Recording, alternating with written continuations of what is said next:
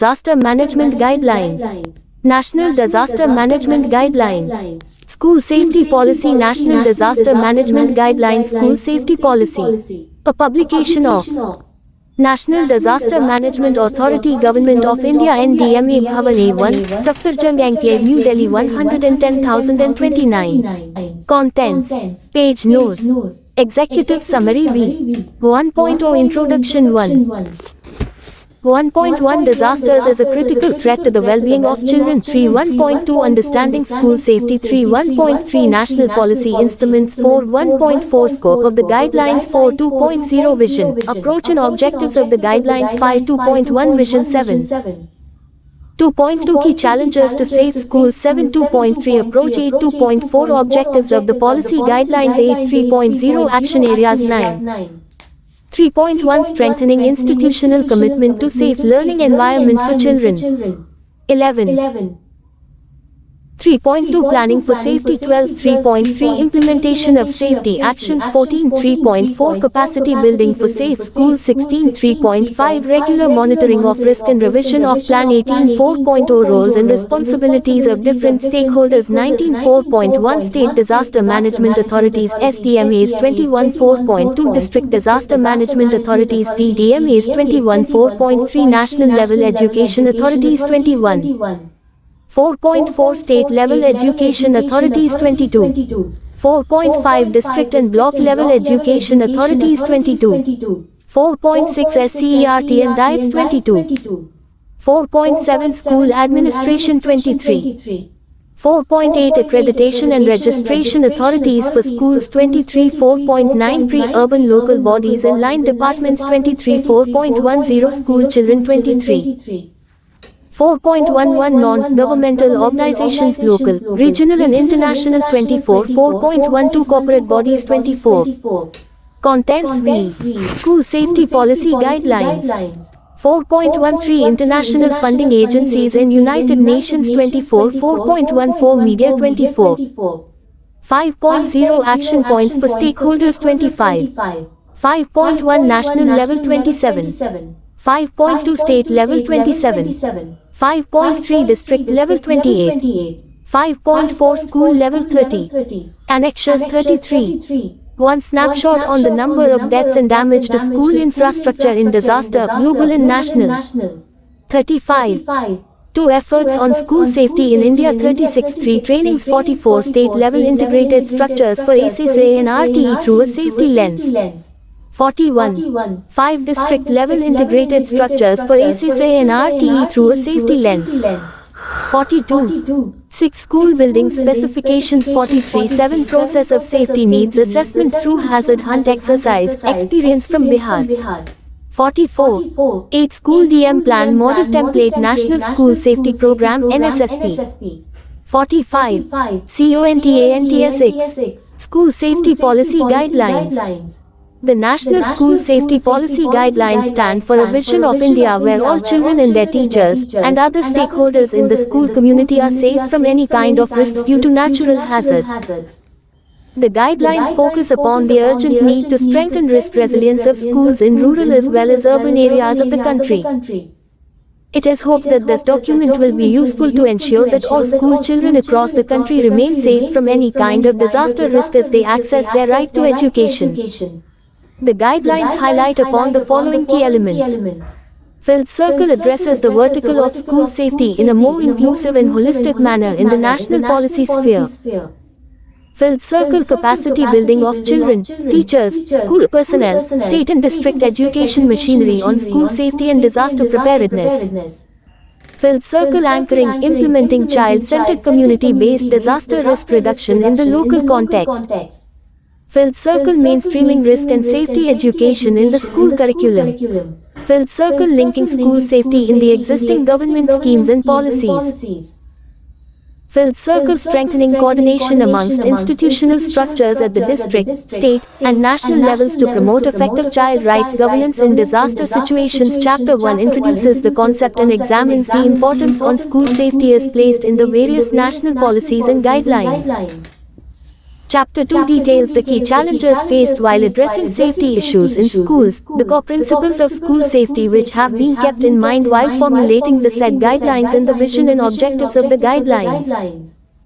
Chapter 3 details the various activities that need to be undertaken at the state, district and local levels to be able to address school safety in a holistic manner. This includes school safety planning at designated levels, preparation of school disaster management plans, implementation of safety actions, structural and non-structural measures, capacity building of stakeholders, incorporation of school safety and disaster preparedness in core curriculum, monitoring of risk and mainstreaming of disaster risk reduction in all the school education initiatives. Chapter 4 details the roles and responsibilities of the various stakeholders to ensure school safety at national, state and local levels. Chapter 5 highlights specific actions towards school safety that can be undertaken by different stakeholders within the existing framework for delivery of education. Executive Summary. School Safety Policy Guidelines. Section 1. Introduction. Content. 1.1 Disasters as a critical threat to the well-being of children. 3. 1.2 Understanding school safety. 3. 1.3 National Policy Instruments. 4. 1.4 Scope of the Guidelines. 4. 3. School Safety Policy Guidelines. 1.1 Disasters as a critical threat to the well-being of children. Disasters are defined as a serious disruption of the functioning of a community or a society causing widespread human, material, economic or environmental losses which exceed the ability of the affected community or society to cope using its own resources. 1.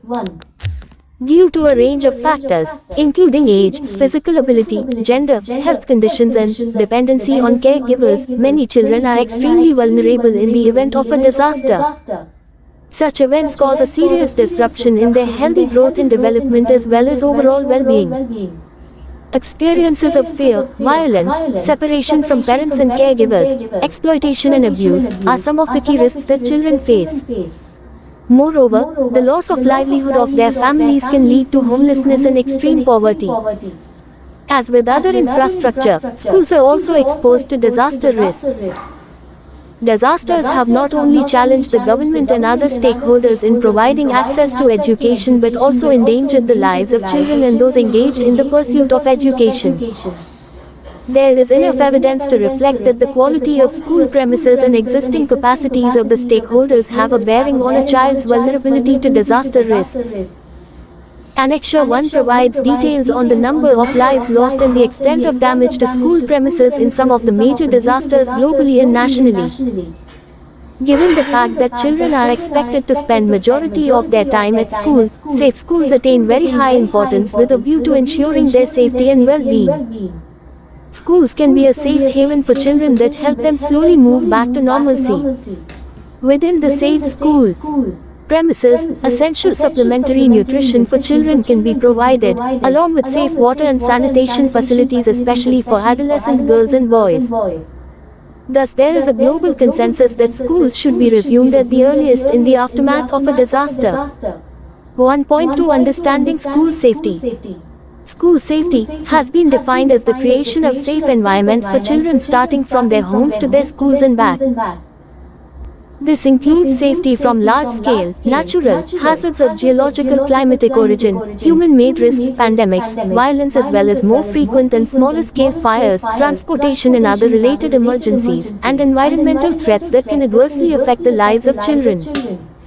2. The concept has evolved over the last couple of decades as the threat to the physical well-being of children has become more visible both globally and in the country. The Hugo Framework for Action HFA 2005-2015. Building the Resilience of Nations and Communities to Disasters, adopted at the World Conference on Disaster Reduction, underlines the importance of knowledge and education as one of its 5 main priorities. It draws attention to school children and youth with the aim of making the community at large more aware of the threat of hazards and become better prepared. The concept of school safety in its current form includes safety issues both inside and outside the school. It includes issues of child protection and safety that look at all forms of violence and deprivation that affect the physical and mental well-being of children. As it stands today, therefore, school safety is a concept. Introduction 1. 1. Web links on the 13th of October 2013. 2. Ahmedabad Action Agenda for School Safety, outcome document of the International Conference on School Safety, the 18th to the 20th of January 2007, Ahmedabad, India. SACTION 1.4 School Safety Policy Guidelines that encompasses the creation of safe environments for children starting from their homes to their schools in back 3. 1.3 National Policy Instruments. Constitution of India. As per the Indian Constitution, access to education is a fundamental right of each child in the country. National Policy on Children 2013. The National Policy for Children reaffirms the government's commitment to the realization of rights of all children in the country. It recognizes that every person below the age of 18 years is a child and that childhood is an integral part of life with a value of own and long-term, sustainable, multi-sectoral, integrated, and inclusive approach is necessary for the harmonious development and protection of our children. The policy has identified survival, health, nutrition, education, development, protection including from emergencies, disasters and participation as the undeniable rights of every child and has also declared these as key priority areas. National Disaster Management Act 2005. The National Disaster Management Act 2005 lays down the institutional, legal, financial and coordination mechanisms for disaster management (DM) at the national, state, district and local levels. Through the National Institute of Disaster Management, the Act envisages promotion of safety awareness among stakeholders including teachers and students. National Policy on Disaster Management (NPDM) 2009. The National Policy on Disaster Management 2009 highlights the need for structural as well as non-structural safety in schools and educational institutions.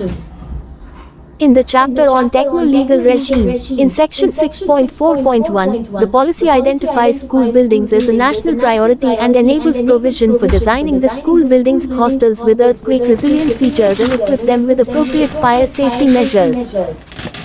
In the chapter on capacity development under section 10.2.2, the policy also emphasizes upon disaster management training in all educational institutions including schools. Section 10.5.1 makes a reference to the role of National Cadet Corps, NCC and Scouts and guides in schools and colleges for disaster management related work. Section 10.6.1 of NPDM discusses the introduction of subject of disaster management in the curriculum through the central and state boards of secondary education. National Policy on Education (NPE) 1968, revised in 1992, the National Policy on Education calls for a child-centered approach in primary education, but does not contain a specific reference to school safety or disaster risk issues of children. Right to Education Act 2009, Right to Education (RTE) Act 2009 guarantees free and compulsory education to all the children in the country till the age of 14. The Act sets minimum norms and standards with regard to location and quality of schools and in Clause 19, lays down that no school shall be established or recognized unless it fulfills the norms and standards specified in the schedule.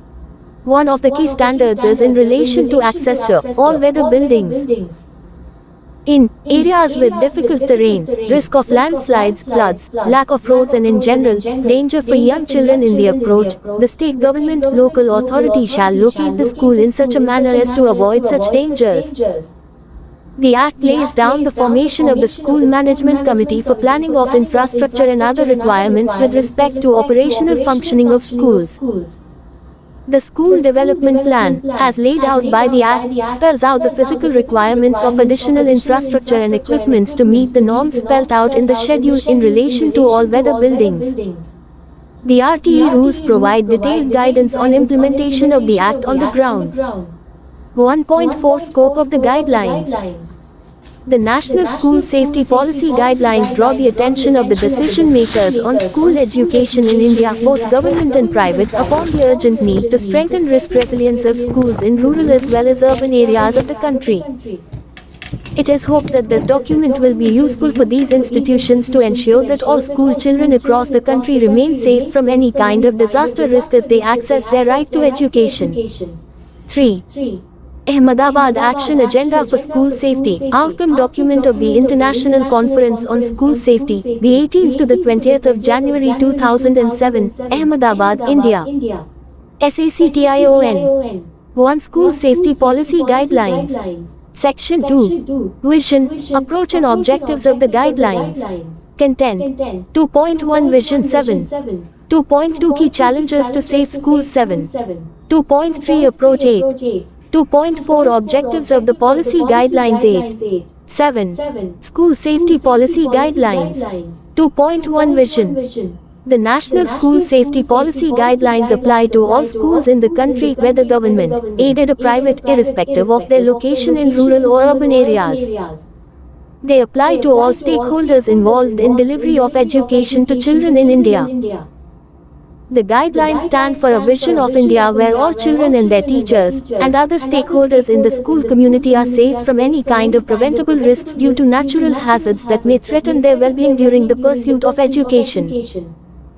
The guidelines also actively promote that educational continuity is maintained presumed even in the immediate aftermath of a disaster so that children are physically, mentally and emotionally secure within their schools. Right to education is a fundamental right enshrined in the Constitution of India. In order to facilitate access of all children in the country with respect to the right to education, it is important to ensure that children remain safe as they access and enjoy their right to education. 2.2 Key Challenges for Safe Schools. Efforts on school safety at the national and state levels are at an evolving stage. Key challenges in implementation of school safety measures include filled circle disconnect between institutions. There is a visible disconnect between the non-emergency schemes pertaining to education such as Sarva Shiksha Abhiyan and disaster response preparedness. Education programs are executed in most states with little synergy or policy linkages with the SDMA-TDMA. Filled circle limited convergence between schemes, resources required for effective implementation of a GOV scheme cannot be leveraged in the absence of a mechanism for collaborative working with other budget holders. For instance, land development within the school campus may be funded through Mahatma Gandhi National Rural Employment Guarantee Act (MGNREGA). However, close coordination between micro-planning activity for MGNREGA and school development plan preparation would be necessary for convergence. Filled circle limited understanding of school safety concept. It is evident that the existing education machinery in the country is keen to promote safe learning environment for children and teachers, but actual implementation of programs on ground points to limited understanding of the concept of safety. At best, new school designs incorporate earthquake safety features in many areas. However, floods, cyclones, landslides have been given little attention in design and costing of schools.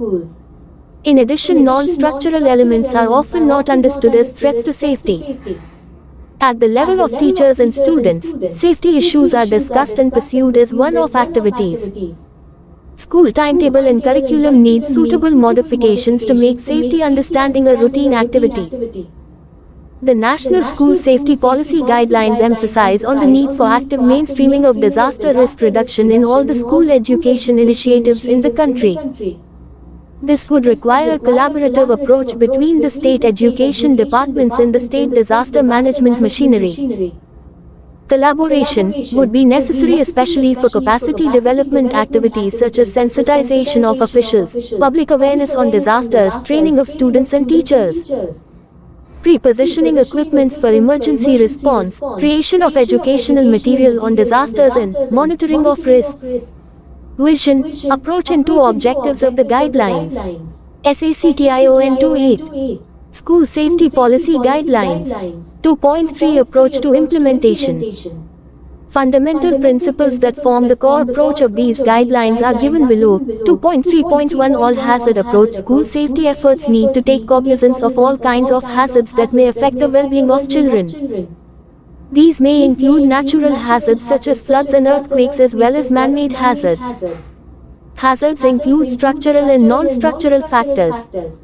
Structural factors include dilapidated buildings, poorly designed structures, faulty construction, poorly maintained infrastructure, loose building elements, etc. while non-structural factors include loosely placed heavy objects such as almirahs, infestation of the campus by snakes and any other pests, broken or no boundary walls, uneven flooring, blocked evacuation routes, poorly designed and placed furniture that may cause accidents and injury, inadequate sanitation facilities etc. Safety of children, their teachers and parents needs to be approached holistically to include visible as well as invisible risks that may be sudden onset or have built up slowly over a period of time. 2.3.2 Strengthening existing policy provisions to make schools safer. There has been substantial investment by the government in creating infrastructure for the education sector. There is need to ensure that all the existing and new infrastructure is resilient to locally relevant hazards through the design and construction processes. Unsafe structures can increase the vulnerability of children who are the primary target group of such efforts. Thus it is important to ensure that all development actions taken even in non-emergency times are designed with a view to ensuring their performance during emergencies. It is imperative that the existing institutions at the national and state level are strengthened and capacitated to take responsibility of school safety planning and action. Such a step will not only ensure that development policies and programs are strengthened but also provide the necessary support to safety actions. 2.3.3 School safety is an indicator of quality for planning, execution and monitoring. School safety is not a one-time effort but a continuous process. Safety principles need to be incorporated in the day-to-day functioning of the educational institutions in the country, cutting across the traditional stages of the disaster cycle: preparedness, response and recovery. Thus, institutions involved in providing education in the country need to evolve a methodology and an approach of their own that looks at safety as a continuously monitored indicator of quality. 2.4 Objectives of the Policy Guidelines. The primary objective of the National School Safety Policy Guidelines is to ensure the creation of safe learning environment for children. The policy guidelines also seek to highlight specific actions towards school safety that can be undertaken by different stakeholders within the existing framework for delivery of education. SACTION2 School Safety Policy Guidelines. Section 3. Action Areas. Content. 3.1 Strengthening institutional commitment to safe learning environment for children. 11. 3.2 Planning for safety. 12. 3.3 Implementation of safety actions. 14. 3.4 Capacity building for safe schools. 16. 3.5 Regular monitoring of risk and revision of Plan. 18. 11. School safety policy guidelines. 3.1 Strengthening institutional commitment to safe learning environment for children. The first and foremost step in promoting safety of learning spaces is to sensitize and strengthen official structures and mechanisms responsible for safety at the state, district and local levels. 3.1.1 Institutional strengthening at the state and district level. The institutional and regulatory framework as laid down in the various national acts provides for realizing the right to education as well as disaster management in the country. For ensuring that students and their teachers remain safe in pursuit of education, it is necessary that the two institutional frameworks act in convergence with each other through the phases of preparedness, response and recovery. The Right to Education Act (RTE) guarantees free and compulsory education to all the children in the country till the age of 14 based on minimum norms and standards that are mandatory for any school in the country to be established or recognized. It recognizes the need for all-weather buildings and limitations posed by difficulty of terrain, risk of landslides, floods, lack of roads and in general, danger for young children in approach etc. The RTE Act thus serves as a strong base for promoting school safety. The framework for implementation of RTE has a strong focus on disaster management. The National Disaster Management Act 2005 mandates the State Disaster Management Authorities (SDMA) to provide guidelines for different departments to integrate disaster prevention and mitigation measures in their development plans and provide necessary technical assistance thereof. The SDMA needs to work closely with the State Education Department to support the school safety efforts at the state level. There is a need to co-opt senior officials of the Department of Education at the state and the district level as part of the state and district disaster management authorities for promotion of safe schools. In addition, a school safety advisory committee may be formed to advise the education department on the subject. This will ensure that school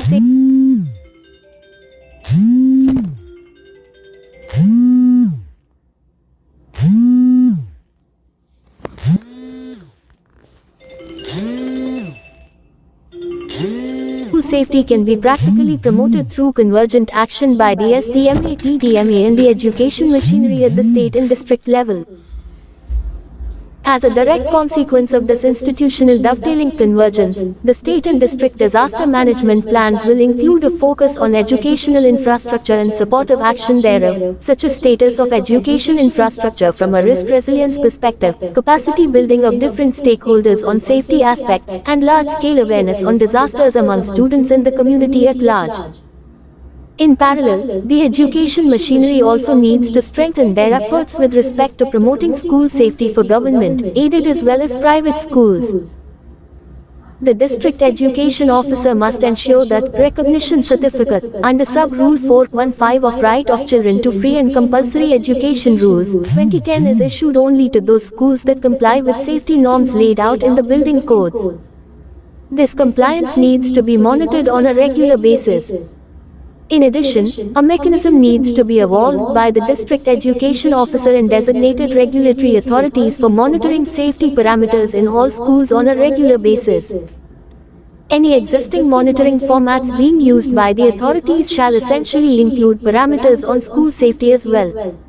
Action Areas 3. SACTION 312. School Safety Policy Guidelines.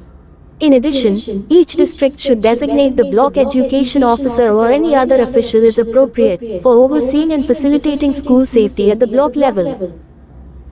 3.1.2 Institutional strengthening at the local level for preparedness and response at the local level, both in rural as well as urban areas. The school community broadly includes children, school teachers, the principal, headmaster and parents.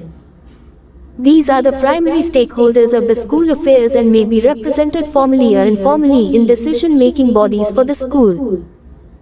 It is imperative that these existing institutions at the school level are strengthened and their potential adequately tapped for ensuring well-being of children and teachers from a disaster safety perspective. Under the SSA, the School Management Committee has been designated as the body responsible for managing the affairs of the school in a transparent and bottom-up participatory manner. The School Management Committee needs to be made responsible for taking on the safety agenda at the community and school level.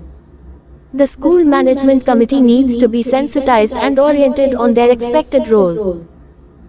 At the school level, a school safety focal point teacher (FPT) needs to be nominated to operationally anchor safety-related actions at the school level as part of his/her routine commitments in the school.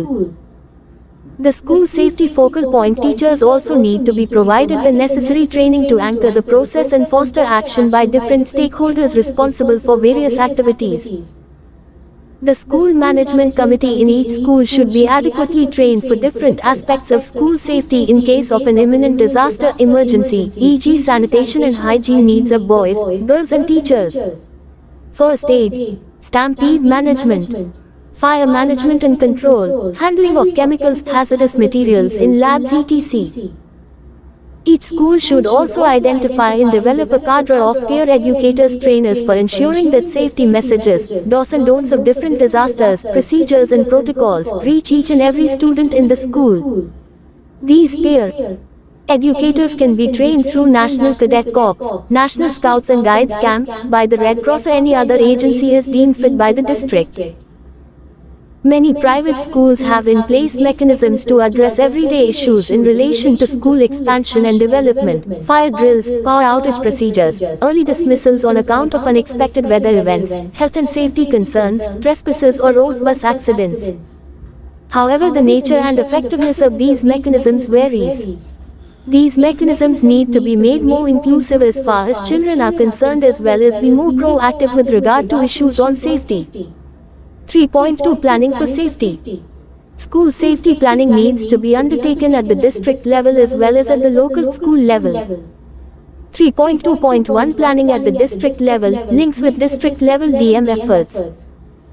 The District Disaster Management Plans (DDMPs) need to incorporate concerns and solutions for addressing safety-related gaps in all the schools in the district and their surrounding environs. Moreover, schools often serve as emergency shelter locations in the immediate aftermath of a disaster. Hence, the DDMAs need to make sure that school safety is given due attention in the DDMPs. DDMP should, at the minimum, include filled circle district level baseline of schools to be made safer. These can be assessed through rapid visual screening or any other tool to cover all hazards relevant to the area. Filled circle proximity of emergency and crisis service agencies, their capabilities and consequently their expected response time. Filled circle physical capacity of school infrastructure and facilities to resist known hazards that are relevant to the local context. Filled circle information related to existing resources and capacities within the school in the community with regard to disaster management. SACTION 313. School Safety Policy Guidelines. Filled circle information related to hazards and risks posed by other facilities in the vicinity of the school, e.g. any industrial establishments producing hazardous materials. 3.2.2 Planning at the school level. Inclusive and ongoing action planning for emergencies at the school level cannot be done in isolation from the school community and the official structures responsible for schools. Therefore, the planning exercise must be inclusive, involving wide range of representatives from the school and its neighboring communities, including school administrators, school principals, school staff, students and key representatives from the community. It is equally important to recognize that planning for safety at the school level is not a one-time or static process. It is an ongoing, dynamic process involving identification of safety needs, developing prevention, response and preparedness protocols, evaluating physical facilities, and providing communication and training for staff members and students. The existing planning processes and protocols at the school level need to be adapted to adequately include safety concerns. For private and unaided schools, the National Accreditation Board for Education and Training needs to monitor safety aspects. In addition, as per the DM Act, DDMA needs to monitor all school buildings for their compliance with building codes. For schools under ACSI, the current process of preparation of annual school development plans needs to reinforce focus on safety aspects. A comprehensive assessment of needs, conducted prior to the development of the School Development Plan (SDP), is essential for identifying the possible risks for children as well as their capabilities to respond and recover from critical incidents. The assessment should consider the history of natural disaster risk in the area and natural vulnerabilities, physical factors, such as the location of the school with regard to existing emerging hazards, for example flooding due to proximity of a water body, building code requirements in relation to school structures as well as non-structural components that may threaten the well-being of children. It should also consider emergency uses of the school facility such as school being designated as a relief shelter in the district disaster management plans. The school management committee members, children and teachers being the primary users of the school are in the best position to identify and plan for addressing hazards and risks that may threaten their safety. Once the school management committee has been formed and oriented to school safety issues, a dedicated group of individuals is available to lead the process of identifying risks and vulnerabilities. Any appropriate tool may be used to conduct the process of identifying needs in a participatory manner. For instance, hazard hunt exercise is a tested method to identify risks, both inside and outside the school precincts that may threaten the safety of the school community. It involves identifying all kinds of hazards including those that can cause physical harm such as deep potholes, lack of boundary walls, those that affect the health of children such as contaminated water sources, absence of toilets and hand washing facilities, as well those factors that are outside the school per se such as fast-moving traffic on the road outside, ponds etc. Refer Annexure 7. Based on the assessment of needs, the school development plan needs to be prepared by the school management committee. NDMA through SDMA and DDMA will provide standard toolkits and render other inputs to facilitate the process. Format of school DM plan is available as Annexure 8. The plan would comprise measures to be taken both within school premises and in the immediate neighborhood including 1. Short-term interventions, both non-structural and structural activities. 2. Long-term interventions, both non-structural and structural activities. 3. Training plan for students and teachers. 4. Knowledge building plan including awareness creation, mass sensitization, mock drills including follow-up through regular school timetable. This would also include the use and regular maintenance of emergency equipment such as fire extinguishers. 5. Review and monitoring plan including safety audit, availability of emergency equipment and materials. SACTION 314. School Safety Policy Guidelines. SSA also mentions, school development plan should emerge from a process of micro-planning undertaken in a participatory manner. The preparation of the school development plan may be undertaken by a core team, led by a school management committee member from the village habitation and comprising selected community leaders, NGO representatives, head teacher, selected teachers and parents, especially parents of children from disadvantaged groups in weaker sections, and children with special needs.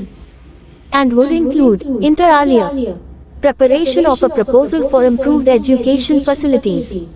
SSA Framework for Implementation, 2009, pp 137.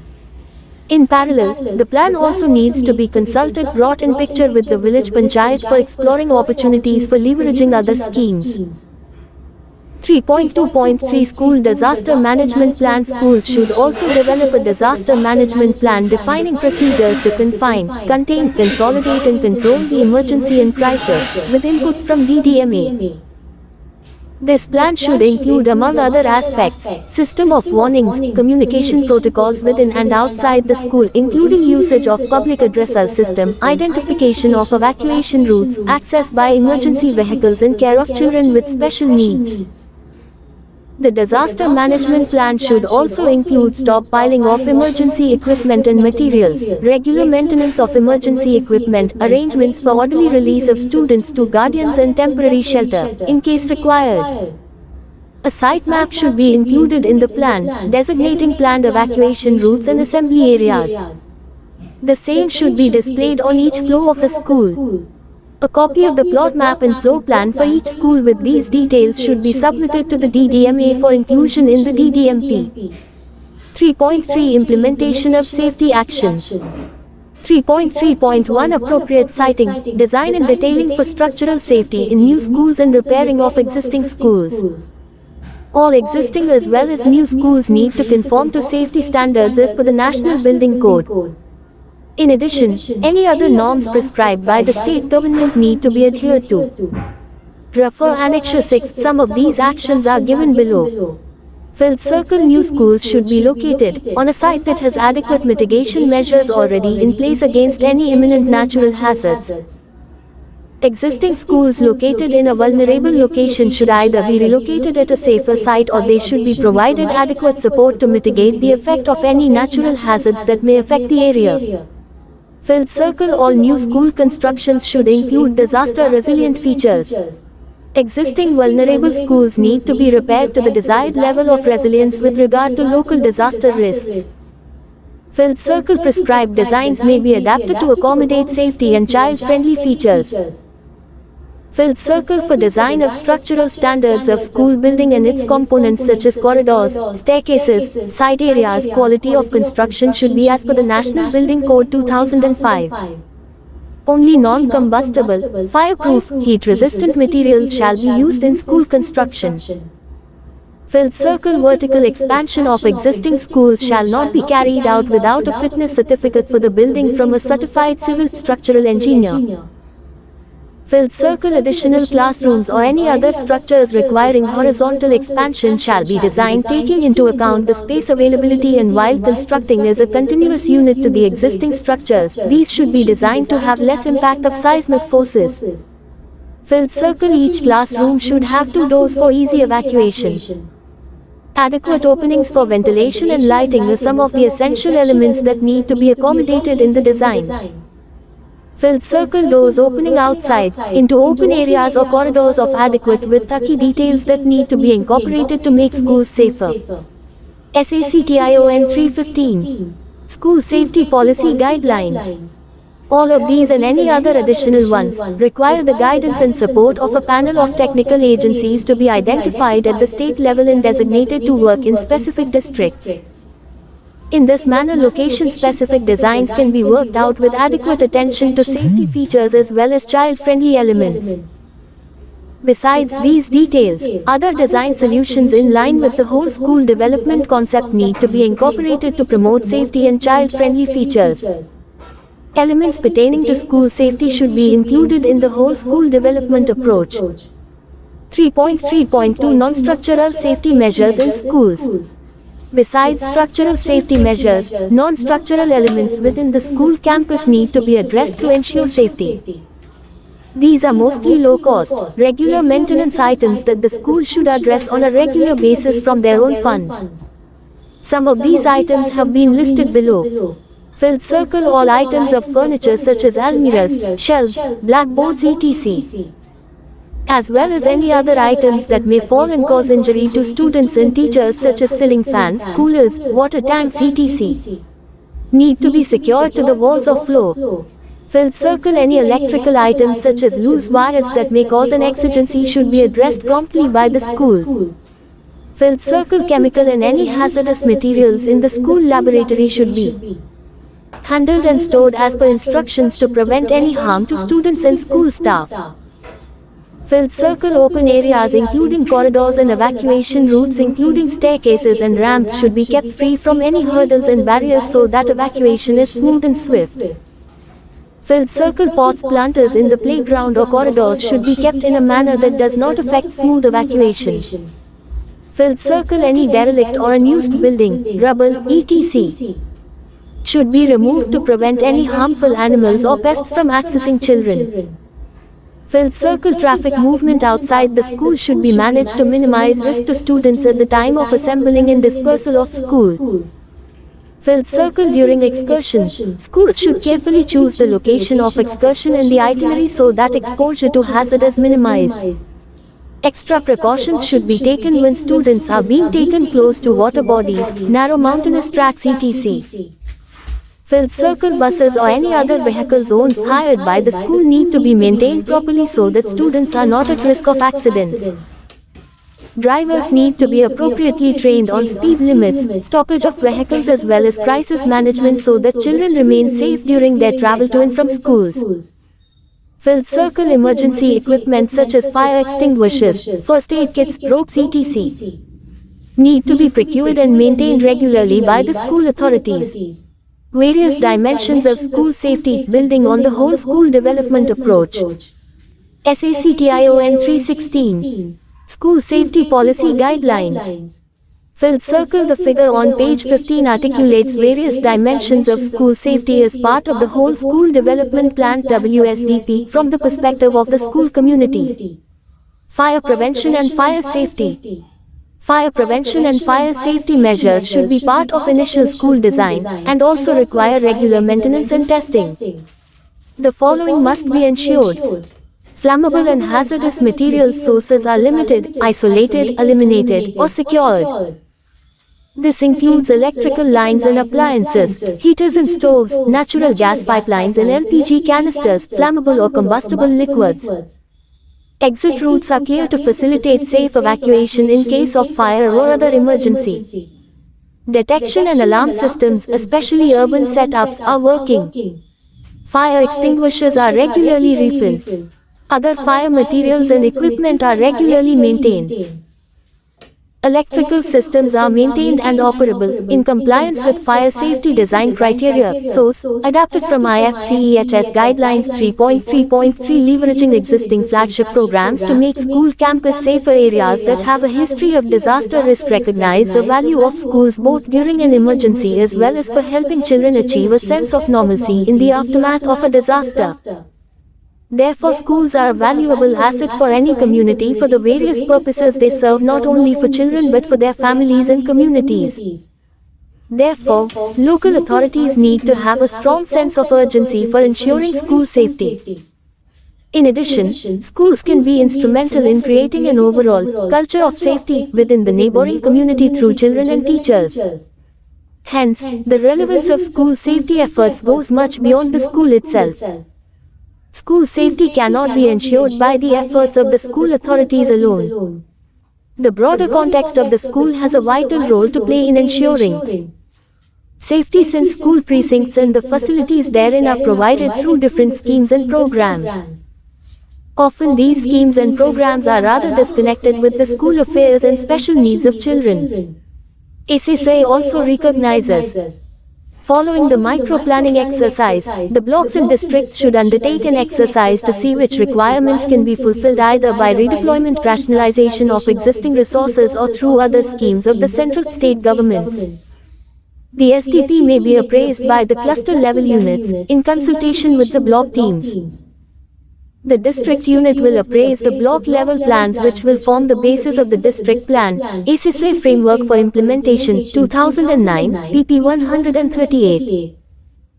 The School Development Plan detailing possible sources of funding for different components of school safety including SSA, Backward Areas Grant Fund, National Rural Employment Guarantee Scheme, Nirmal Bharat Abhiyan, Tribal Area Subplan, MPLAD etc.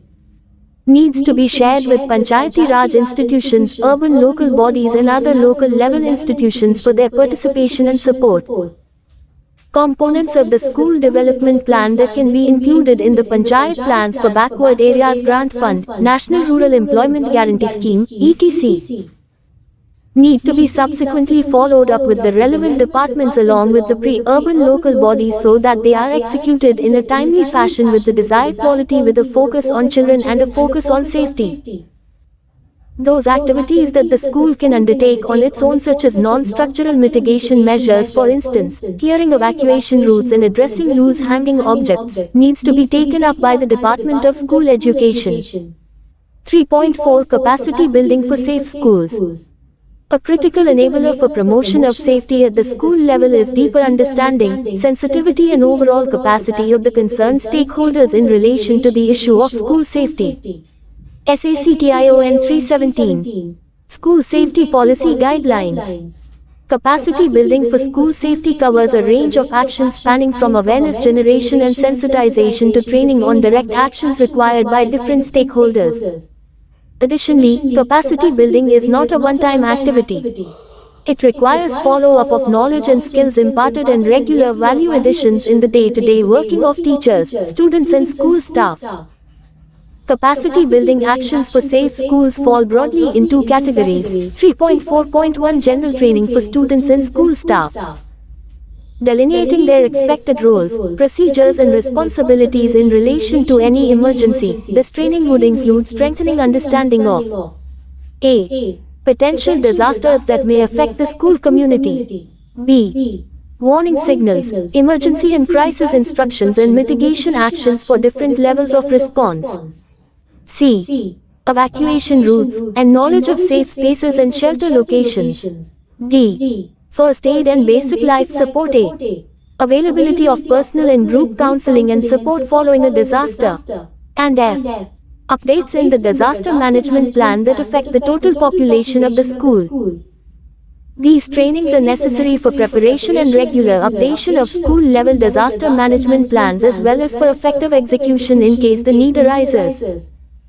Therefore, regular practice through mock drill exercises involving teachers together with children is critical for sustaining the impact of safety initiatives.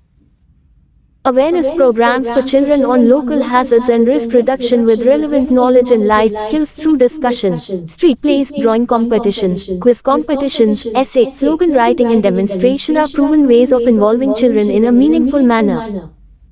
In addition, rallies, games, matches and other community-level activities may be organized with inputs from DTMA, STMA to make children as well as the larger community aware. 3.4.2 Specialized training and skill building. Training would be imparted for performing specialized roles as part of the school disaster management plan. For instance, A. Specific duties and procedures assigned to students, faculty and staff as part of the school disaster management plan, e.g. first aid training, search and rescue etc. B. Coordination of the school safety needs assessment and integration of these needs with the school development plan by school safety focal point teacher and principals. C.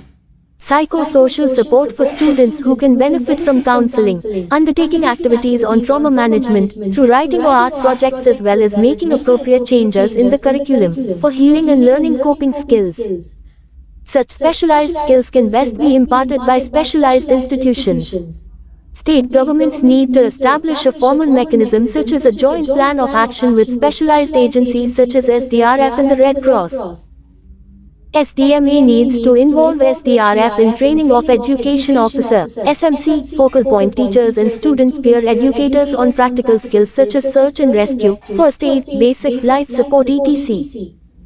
Besides the school safety focal point teachers, all other teachers should be sensitized through the SDMA-TDMA. In addition, district institutes of education and training diets should also include school safety as part of their pre-service and in-service training programs. School safety focal point teachers need to be provided training on school safety concept and various activities related to execution of their responsibilities as the school safety focal point teachers. State Council for Education and Training (SCERT) should train master trainers from each district institute of education and training diet, and master trainers of each diet should in turn impart training to school level stakeholders. The content for training on school safety at all levels should be generated by SCERT in consultation with SDMA-TDMA. In addition, SCERT needs to develop child-friendly teaching material for teachers and students to engage them on school safety issues. SACTION 318. School Safety Policy Guidelines. The School Management Committee needs to be trained on assessment of safety needs, developing plans as well as safety audit which needs to be conducted quarterly. This includes checks to ensure that facilities and resources within the school are maintained with safe water and sanitation, first aid kits, fire extinguishers etc. Disaster management in core curriculum. Dedicated actions for building the capacity of students and staff in schools are needed to create a culture of safety within the larger community to which the students and teachers belong. This culture of safety would be an outcome of the collective efforts of the educational institutional machinery with other institutions concerned with disaster risk such as the state and district disaster management authorities. On their part, Central Board of Secondary Education, State Boards of Secondary Education (SCERT) and other institutions involved in curriculum development need to include age-appropriate theoretical as well as practical knowledge on risk of disasters, nationally and specifically about their own state. Practical training on health promotion and disease prevention concepts and health-enhancing behaviors and life skills is important. List of trainings required for promotion of school safety is available in Annexure 3. Peer education and use of child-friendly methods. The strategy of peer-to-peer education is a tested strategy for imparting specific knowledge on disasters such that it reaches each and every student within the school. This strategy not only promises extended outreach, it also facilitates the development of leadership skills in the students at school and within their community.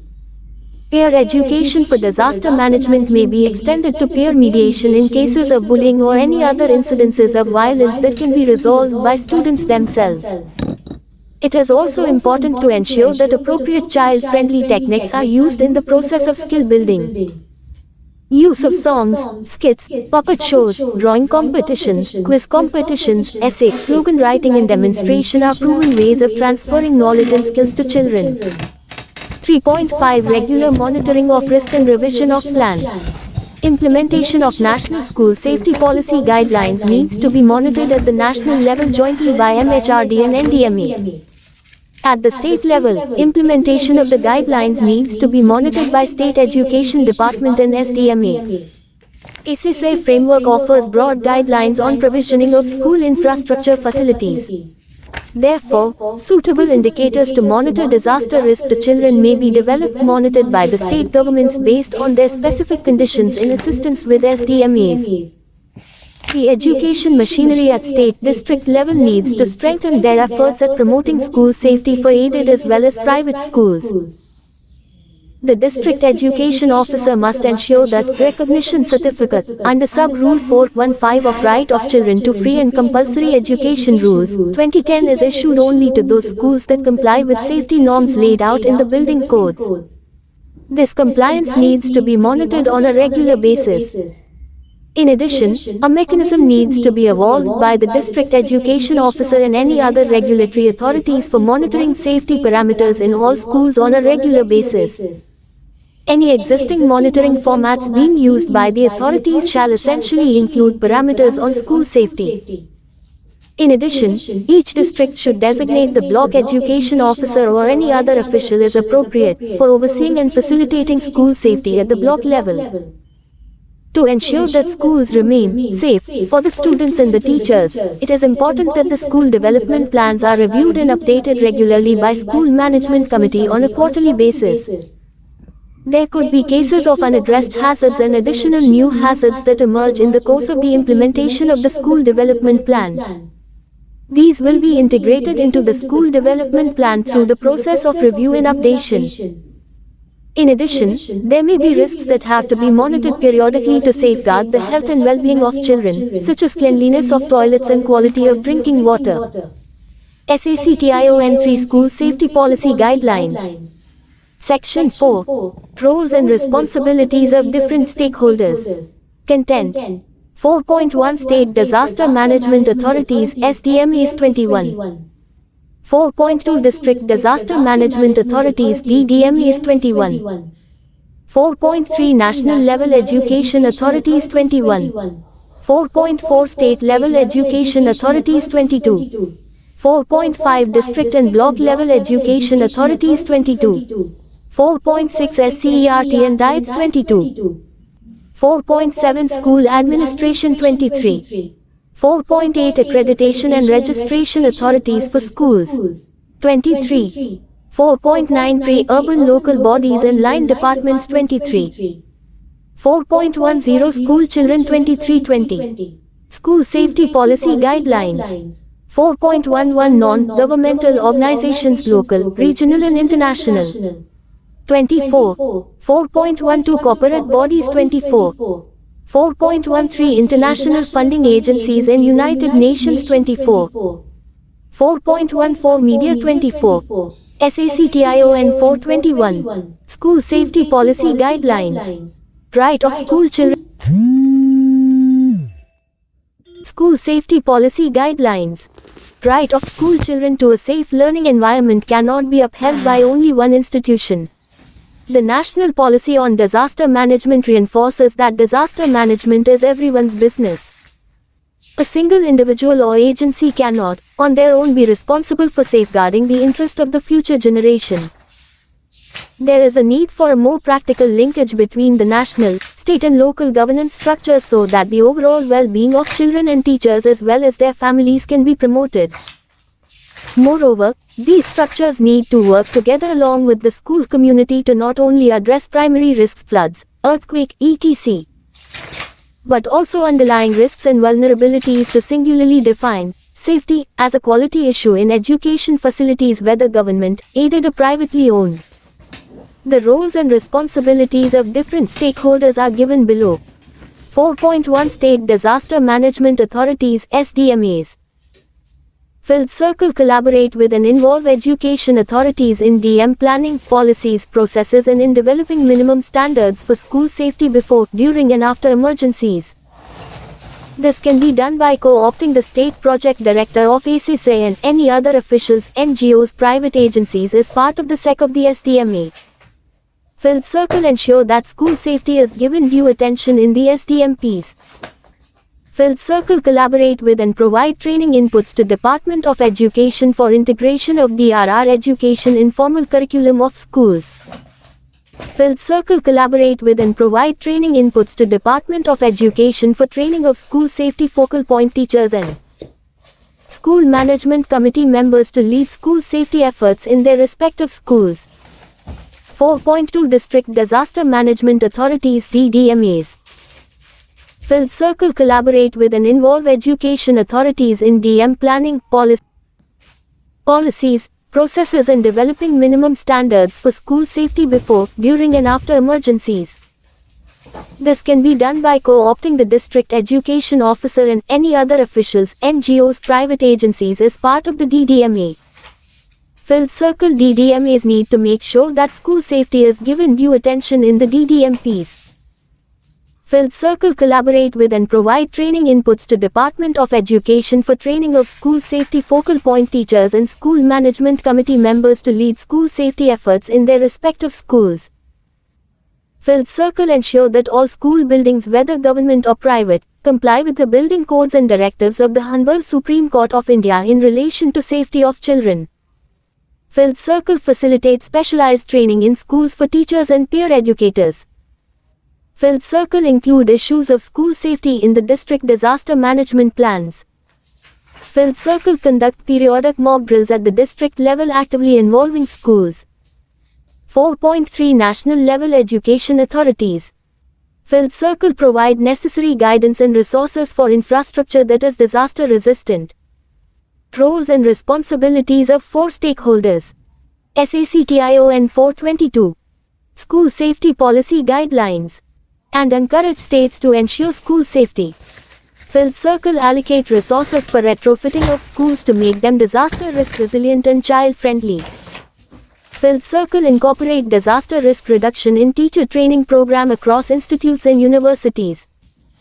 Filled Circle instruct NCERT to meaningfully educate children not only on issues of disaster but on overall safety.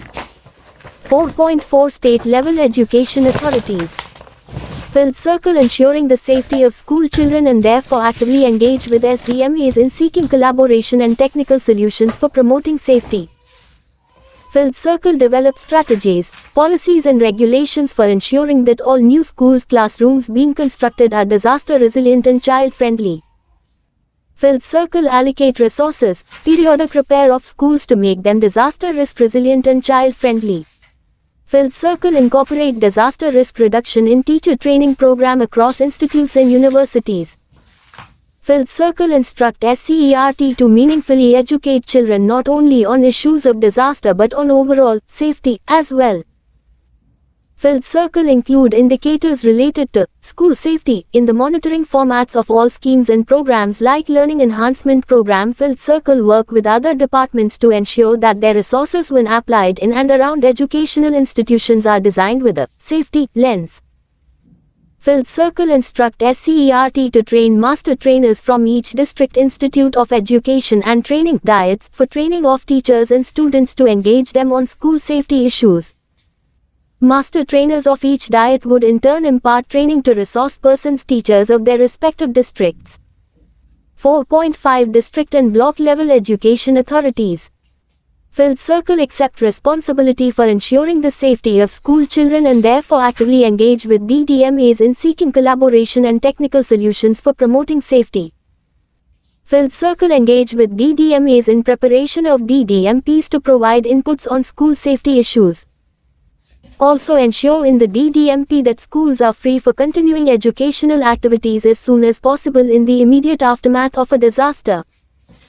Filled Circle reinforce the responsibility of school management to take prevention, mitigation, preparedness and response actions with regard to safety of children and teachers. Filled Circle implement strategies, policies and regulations for ensuring that all new schools classrooms being constructed are disaster resilient and child friendly. Filled Circle allocate resources for retrofitting of schools to make them disaster risk resilient and child friendly. Filled Circle instruct diet to include school safety training in the curriculum for training of teachers. Work with other line departments to ensure that their resources when applied in and around educational institutions are designed with a safety lens. Filled Circle grant authorization to only those schools that comply and continue compliance with safety norms laid out in the building codes and directives of the Honorable Supreme Court of India in relation to safety of children. Filled Circle facilitate training of master trainers from each district institute of education and training for training of teachers and students to engage them on school safety issues. 4.6 SCERT and diets. Filled Circle school safety agenda at the school, acknowledge that safety is an important issue that requires sensitization and training of teachers. SACTION 423. School Safety Policy Guidelines. Filled Circle develop interesting modules for training of teachers on issues of disaster risk and how it can be mitigated. These need to be integrated in the ongoing programs pertaining to training of trainers and teachers. Field Circle develop child-friendly and intellectually stimulating content on the issue of disaster risk for inclusion in the curriculum. Field Circle train school safety focal point teachers. Field Circle develop modules for training of peer trainers at the school level. Field Circle block education officer to orient teachers and principals on issues of school safety. Field Circle ensure that the school authorities create space in the school curriculum and timetable for disaster risk reduction training and education in all the classes. Field Circle ensure that schools allocate time for follow-up actions on school safety at least once a week. Field Circle include indicators on safety as part of routine monitoring. Field Circle support schools to include safety issues in the school development plans. Field Circle promote cross-learning between schools with regard to their initiatives for promoting safety. 4.7 School administration. Field Circle allocate time for weekly knowledge and life skill building activities. Field Circle incorporate school safety issues in the school development plan. Field Circle ensure that teachers and non-teaching staff receive appropriate training in disaster risk reduction. Field Circle involve pre-urban local bodies and line departments in safety planning exercises. Field Circle ensure that relevant norms and standards for school safety are applied in their own school building and functions. Field Circle ensure active and equitable participation of school community, including children and elected representatives for preparing and implementing SDPs. Field Circle deploy appropriate strategies to encourage and support children to participate in spreading disaster risk reduction knowledge to families and communities. 4.8 Accreditation and registration authorities for schools. Field Circle lay down safe learning environment as a necessary precondition for recognition of schools. Field Circle insist on the designation of a school safety focal point teacher in new schools applying for recognition accreditation. Field Circle include safety as one of the monitorable indicators for continued recognition of private schools. 4.9 Pre-urban local bodies and line departments. Field Circle effectively participate in the school safety planning exercises. Field Circle ensure that all infrastructure and installations routed through them for schools and even outside are resilient to local disasters. 4.10 School children. Field Circle enthusiastically participate in and learn DRR disaster risk reduction principles and practices being taught in school and outside. Field Circle take cognizance of disaster risks in their own community and actively seek solutions to reduce them. Field Circle participate in preparing and implementing SDPs. Field Circle participate in mock drills and appropriate response strategies available in school or community. Field Circle actively spread the knowledge on DRR required in school to your families and communities. SACTION 424. School Safety Policy Guidelines. 4.11 Non-governmental organizations local, regional and international. Field Circle sensitize policymakers on the need for school safety and advocate for a systemic commitment to safety. Field Circle facilitate and provide training to school safety focal point teachers and SDMC members on school safety intervention so that they can effectively participate in the school safety efforts. Field Circle collaborate with academic, scientific research institutions and experts for development and delivery of training programs and research on new and innovative approaches.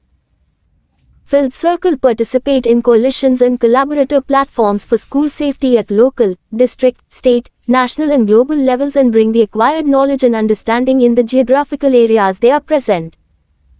Field Circle advocate the integration of disaster risk reduction into mainstream development activities, particularly school education.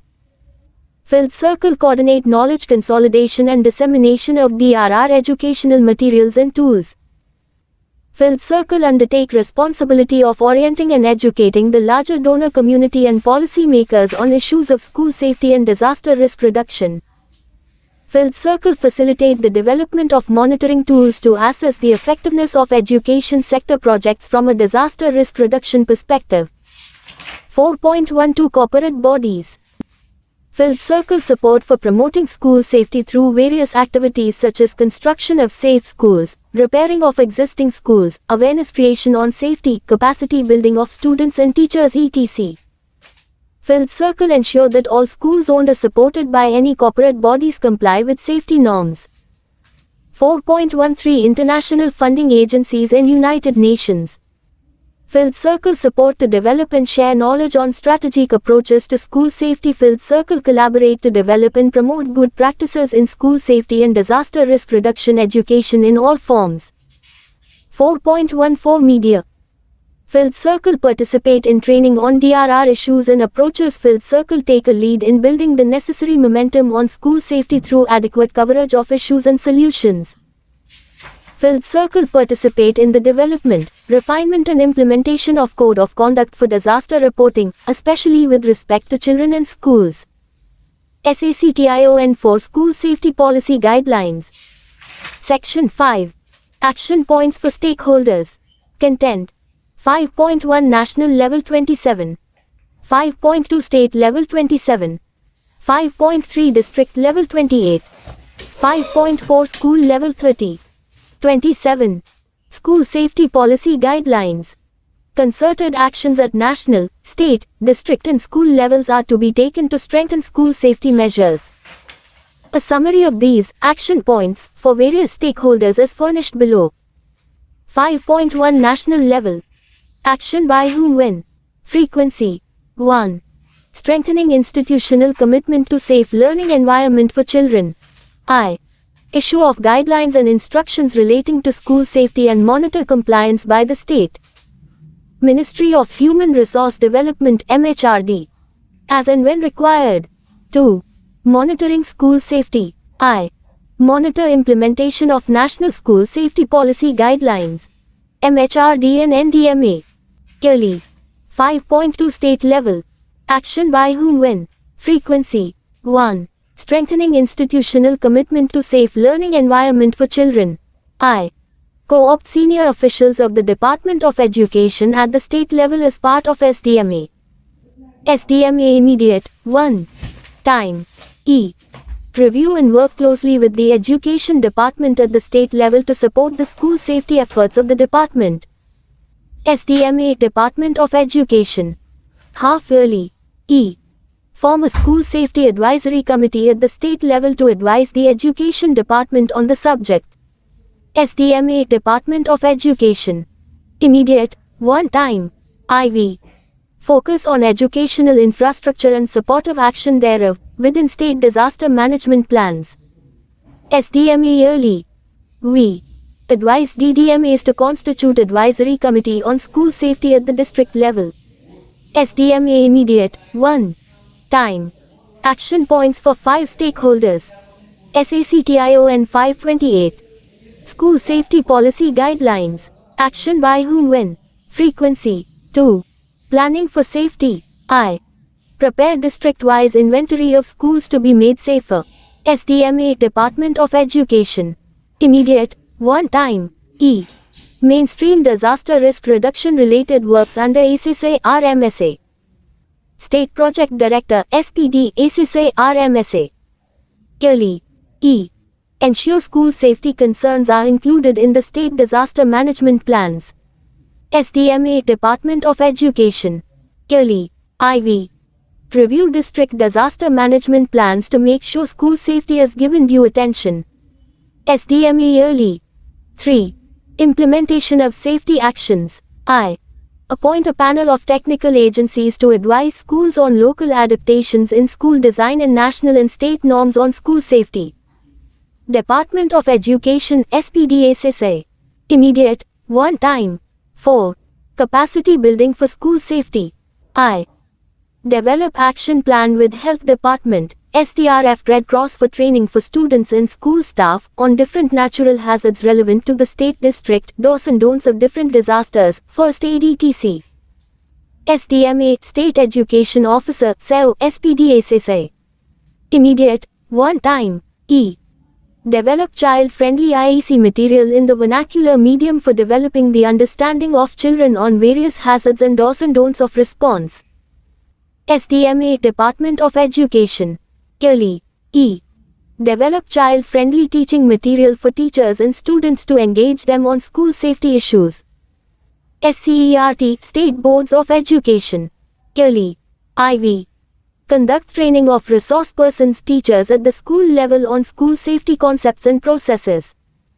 SCERT STME yearly.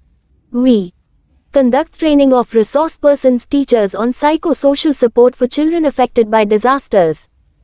SCERT STME yearly. 5. Monitoring school safety. I. Monitor implementation of National School Safety Policy Guidelines at the state level. SDMA and Department of Education. Yearly. 5.3 District level. Action by whom when? Frequency. 1. Strengthening institutional commitment to safe learning environment for children. I. Co-opt senior officials of the Department of Education at the district level as part of DDMA. District Collector DDMA. Immediate, one time. SACTION 529. School Safety Policy Guidelines. Action by whom when? Frequency. E. Ensure district disaster management plans include a focus on educational infrastructure and supportive action thereof, within the district. District Collector DDMA. Yearly. E. Constitute a School Safety Advisory Committee at the district level. District Collector DDMA. Immediate, one time. IV. Establish a mechanism for monitoring safety parameters in all schools on a regular basis. Any existing monitoring formats being used by the authorities shall essentially include parameters on school safety. District Education Officer DO. Immediate, one time. 2. Planning for safety. I. Ensure school safety concerns are included in the DDMP. DDME yearly. E. Prepare design of child-friendly spaces for emergencies in advance. DDME yearly. E. Ensure all new schools include safety features. DO immediate. One time. IV. Prepare block-wise inventory of schools to be made safer, including physical condition of schools assessed through rapid visual screening or any other methodology for all hazards relevant to the area, hazardous industries in the vicinity etc. DDMA immediate. One time. 3. Implementation of safety actions. I. Appoint technical agencies to advise schools on local adaptations in school design based on local conditions, in line with national and state norms on school safety. DO immediate. One time. E. Ensure that all existing as well as new schools conform to safety standards as per the National Building Code. In addition, any other norms prescribed by the state government need to be adhered to. DDMA immediate. Ongoing. E. Issue recognition certificate under Sub-Rule 415 of Right of Children to Free and Compulsory Education Rules, 2010 to only those schools that comply with safety norms prescribed by the state. DO immediate. Ongoing. IV. Review progress on non-structural safety measures in schools. DO immediate. Ongoing. 4. Capacity building for school safety. I. Training of all teachers designates of the school DDMA diet quarterly. E. Diets should also directly train teachers on safety aspects as part of their pre-service and in-service training programs. DO diet quarterly. SACTION 530. School Safety Policy Guidelines. Action by whom when? Frequency. E. Train school safety focal point teachers on school safety concept and various activities related to execution of their responsibilities as the school safety focal point teachers. DDMA diet quarterly. IV. Training of teachers on psychosocial support for children affected by disasters. DDMA diet half yearly. We. Capacity building of SMC on different aspects of school safety in case of an imminent disaster, e.g. sanitation and hygiene needs of boys, girls and teachers. First aid. Handling fires, handling chemicals, hazardous materials in labs etc. DDMA diet quarterly. 5. Monitoring school safety. I. Evolve a mechanism for monitoring safety parameters in all schools on a regular basis. Any existing monitoring formats being used by the authorities shall essentially include parameters on school safety. DO quarterly. E. Issue instructions to block education officer or any other official is appropriate for overseeing and facilitating school safety at the block level. DO Department of Education. Immediate, one time. 5.4 School level. Action by whom when? Frequency. 1. Strengthening institutional commitment to safe learning environment for children. I. Mobilize local community in the school to effectively participate in school safety actions through meetings, rallies etc. And to ensure dedicated planning and action. SMC ongoing as and when required. E. Designate a school safety focal point teacher FPT to operationally anchor safety related actions at the school level as part of his/her routine commitments in the school. Principal, headmaster. Immediate, one time. E.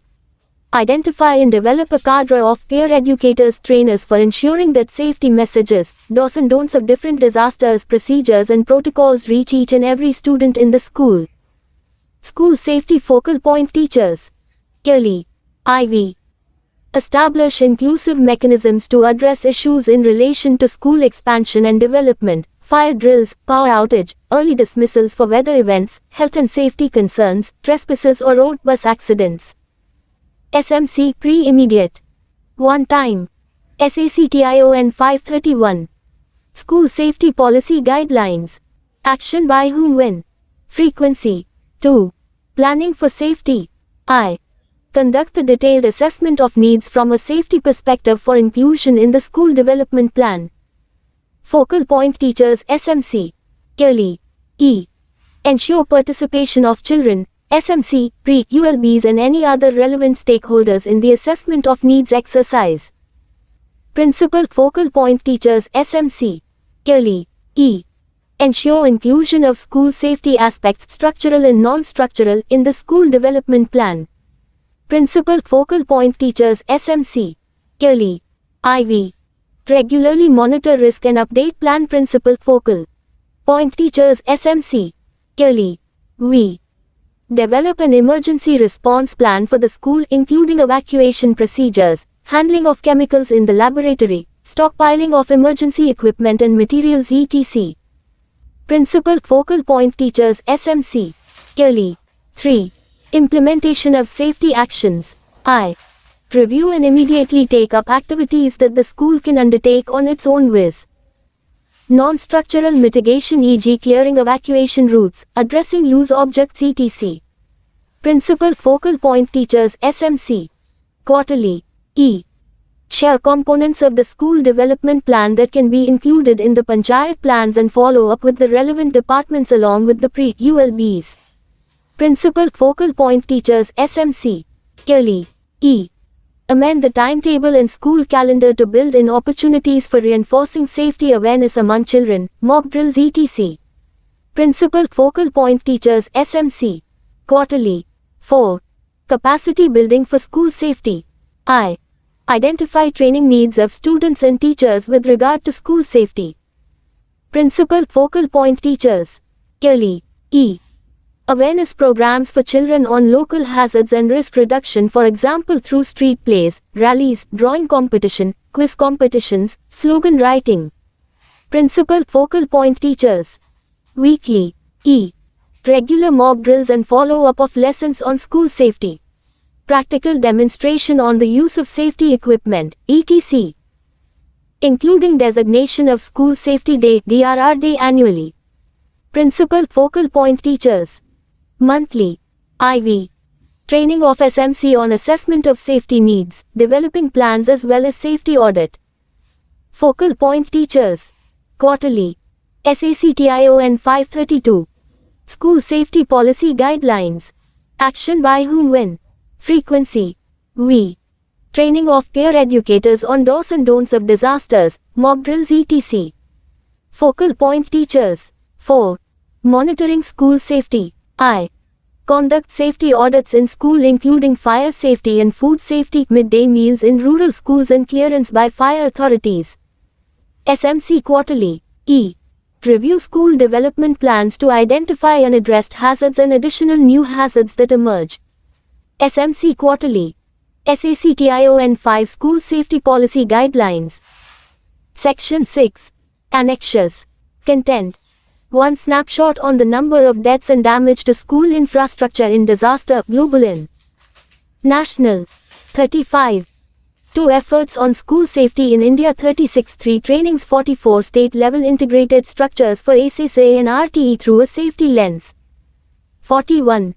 5 District-level integrated structures for SSA and RTE through a safety lens. 42.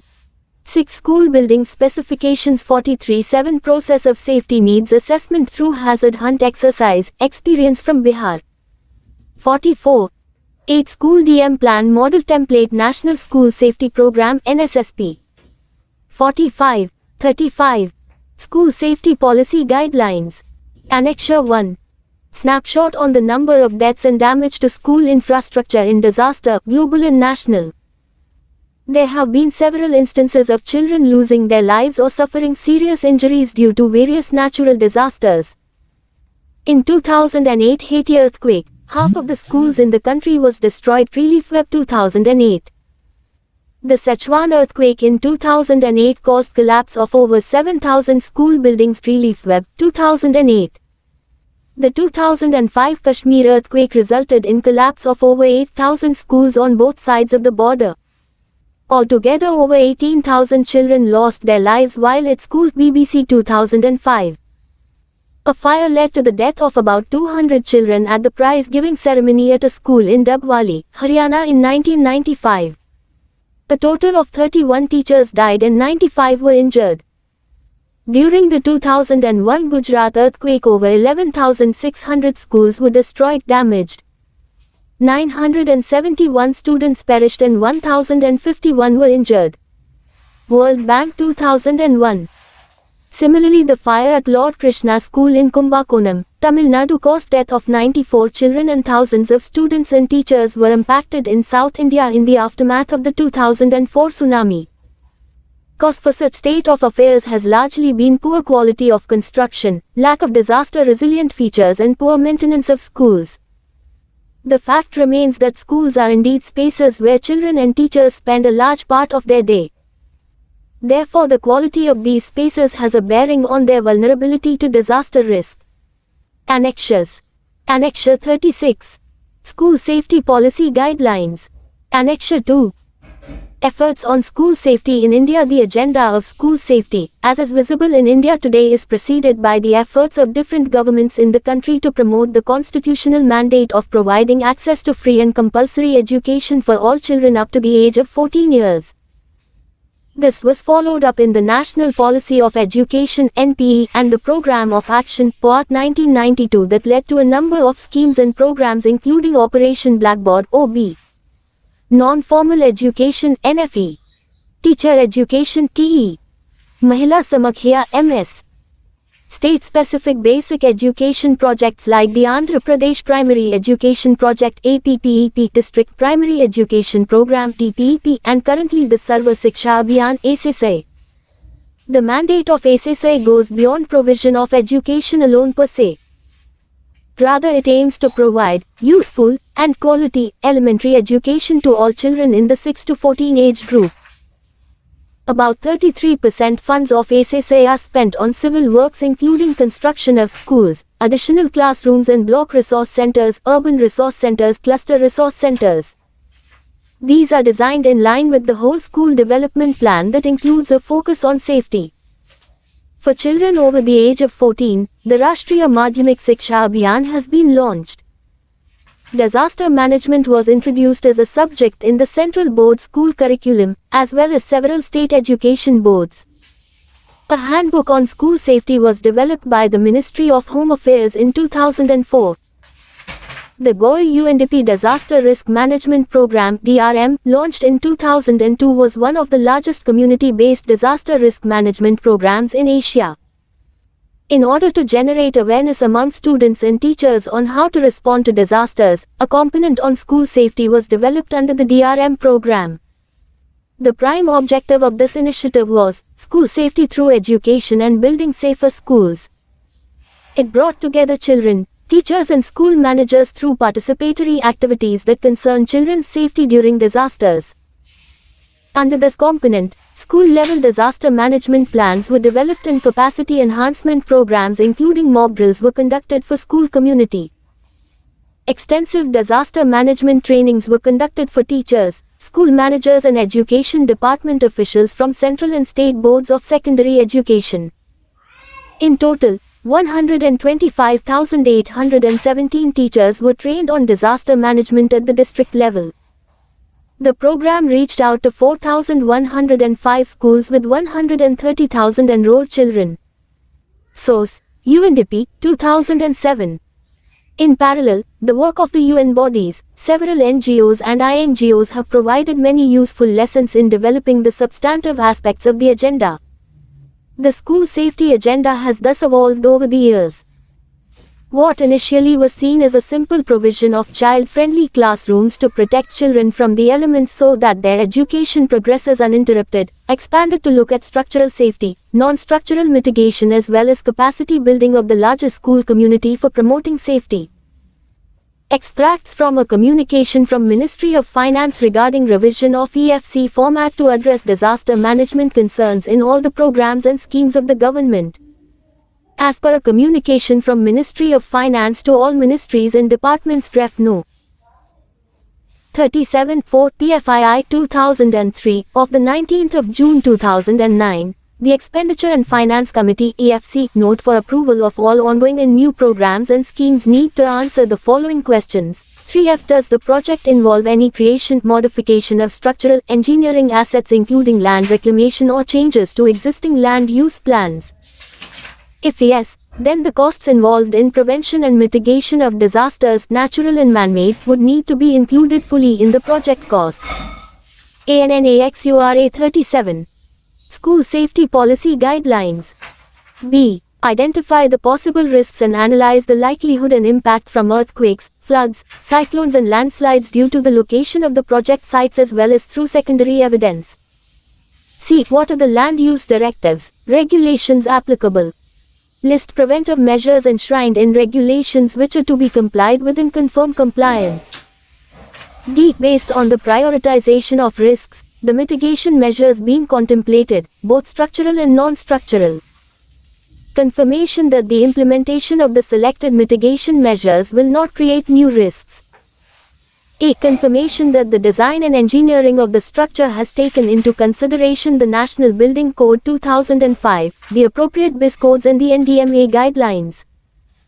Other sources such as Indian Road Congress Manual, Ministry of Road Transport, Highways and Shipping Manual, Railway Board Manual, Central Public Health Engineering Organization (MIN) of Urban Development Manual, Central Electricity Authority Manual and Central Water Commission Manual etc.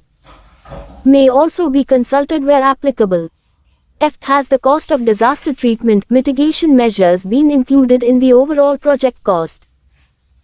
G. Also indicate that the whole process of risk assessment has been done based on available information and secondary evidence and the mitigation measures are in conformity with the statutory and other regulatory requirements and are the most viable ones in the present circumstances. There has been a major revision in the requirements of the Expenditure and Finance Committee EFC of Ministry of Finance, Government of India for approval of ongoing and new programs and schemes of all the ministries. Since 2009, the EFC note to be submitted by all ministries includes a well-defined set of questions with regard to disaster management. The ACSA framework for implementation has been revised in light of the RTE Act and a dedicated chapter on school infrastructure has been provided.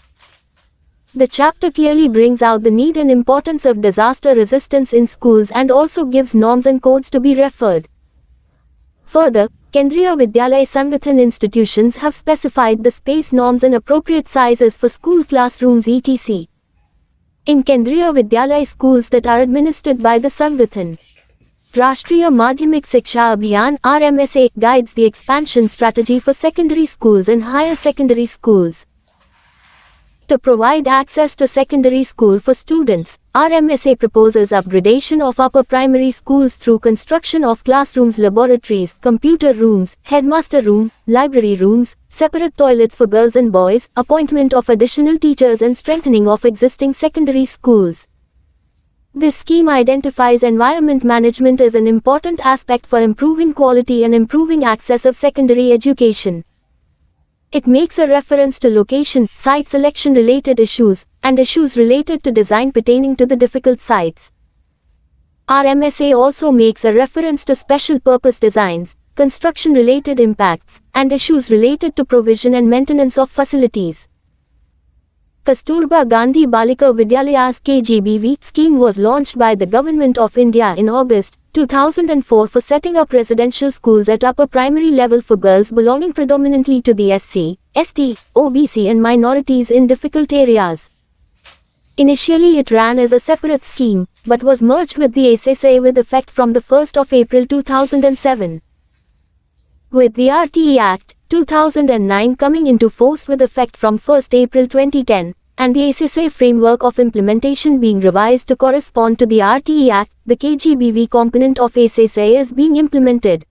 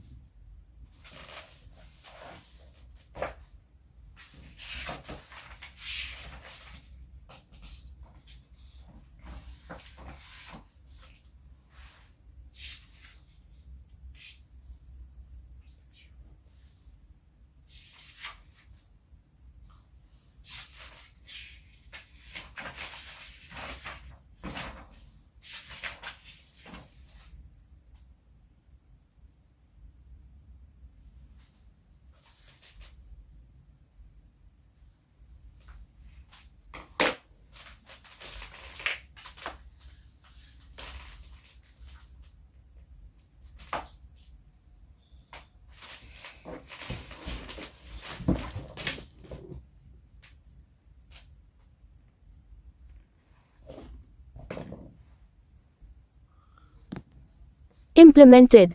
Annexure 38. School Safety Policy Guidelines. In the overall context of child rights and child entitlements and in harmony with the spirit and stipulations of the Act. National Building Code of India (NBC), published by Bureau of Indian Standards in 2005, serves as a model code for adoption by all agencies involved in school construction works. The code attributes an importance factor to ascertain the structural design of different types of building, depending on the functional use of the structure, characterized by hazardous consequences of its failure, its post-earthquake functional need, historic value, or economic importance. In Section 5.3.4, the code attributes importance factor of 1.5 to schools, higher than all other buildings, indicating the importance of schools. Honorable Supreme Court of India has also come out with its judgment in support of school safety, and insisted on adherence to NBC standards in school building specifications and construction. In its judgment of April 13, 2009 on writ petition Civil No.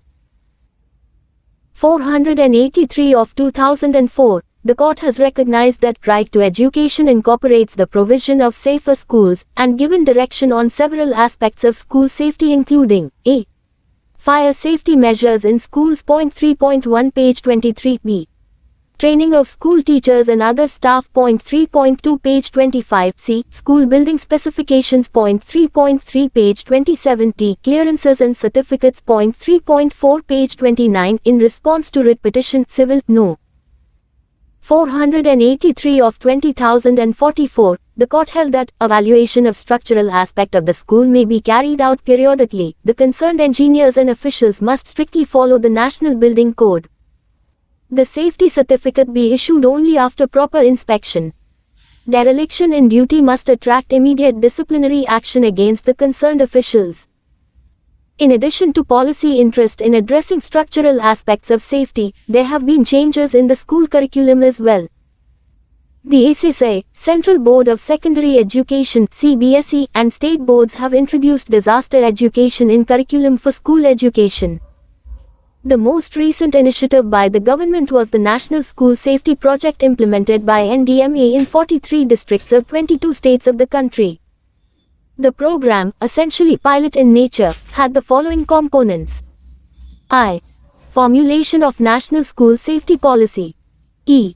Capacity building, development of Model School DM Plan, including format for mock drill. Review and approval of school DM plans in selected schools.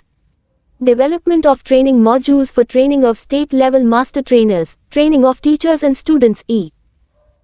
Information, education and communication, development of model templates for IEC material as well as translation and printing of IEC material in local language and dissemination of IEC material in all the schools. IV. Non-structural mitigation measures, development of non-structural mitigation guidelines, checklist for rapid visual survey and implementation of such measures in project schools. V. Demonstrative retrofitting. State government initiatives. Government of Assam has made it compulsory for all schools to have a disaster management plan on the lines of a model disaster management plan uploaded on the official website of the Secondary Education Department. Amendments are also being made in the Assam Non-Government Educational Institutions Management and Control Act 2006 to make it compulsory for all non-government educational institutions to adopt construction approved by GMC GMDA. ANNAXURA 39. School Safety Policy Guidelines. With appropriate design. There is also an amendment to make it compulsory to hold mock drills at regular intervals. Fire extinguishers are also being provided to every school in the state. Government of Gujarat initiated two programs, namely Gujarat School Safety Initiative IN2, for promoting a culture of disaster safety in schools and reduce risk through structural and non-structural measures in the schools.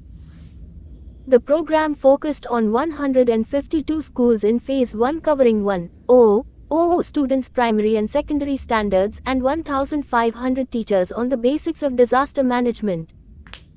As part of the long-term sustainability of the program, an assessment of non-structural mitigation measures was completed and school safety clubs have been opened in all the project schools.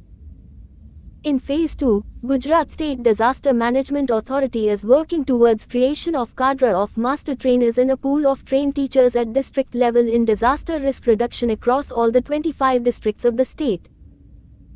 Government of Himachal Pradesh, as part of the State Education Code 2013, has issued instructions to all schools in the state for preparation of their own disaster management plan, which captures school-specific hazards, vulnerabilities, resources and plan for mitigation. Detailed guidelines have also been issued for conducting mock drills, development of school safety plans and school fire safety DM plan. The state has also developed a range of audiovisual materials for raising awareness on safety issues among children. All of these activities have been carried out as part of the GOI, UNDP DRR program 2009-2012. As part of another initiative, retrofitting of few schools has also been carried out in the state. Government of NCT of Delhi, in its circular No. F.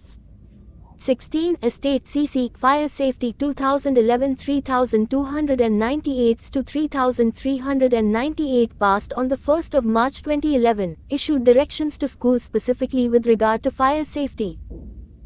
These include detailed directions for different types of buildings for access, number of doors in a classroom, staircases, fire extinguishers, use of basement and captive water storage for firefighting and pumping arrangements. In the general measures, directive was laid out on the use of non-combustible material for construction of the school building, maintenance of escape routes, storage of LPG cylinders in the laboratories and electrical circuits. Government of Tamil Nadu has issued GOMS No. 131, Department of School Education, in continuance to GOMS No. 1179, Public Law and Orders Department dated the 20th of July 2004. The order follows from the Commission of Inquiry for the incident of death due to fire accident at Sri Krishna Aided Primary School at Kumbakonam, Thanjavur district on the 16th of July 2004. With regard to school safety, the Commission made specific recommendations.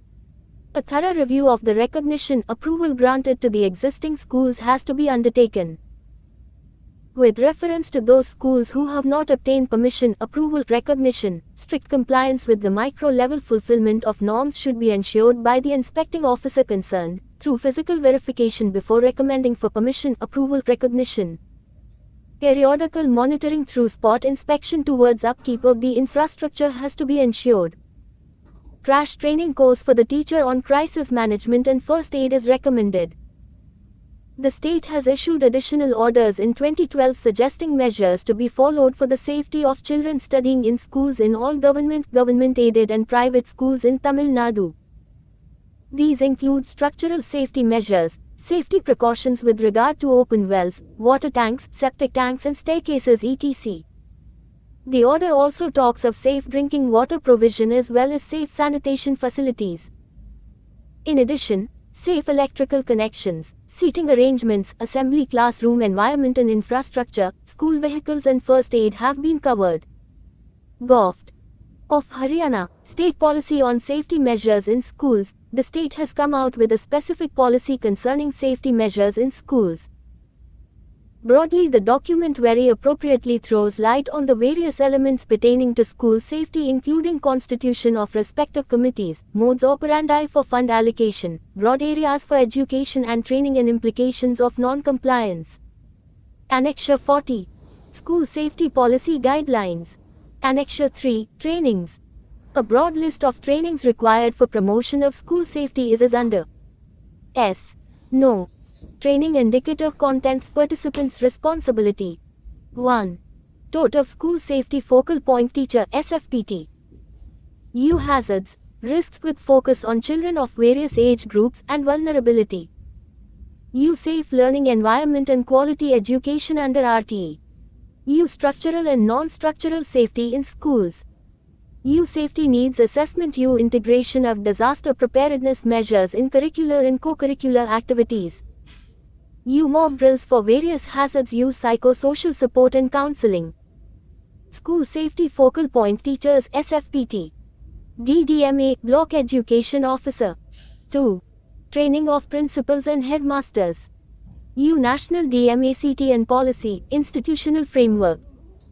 U. Safe learning environment and quality education under RTE.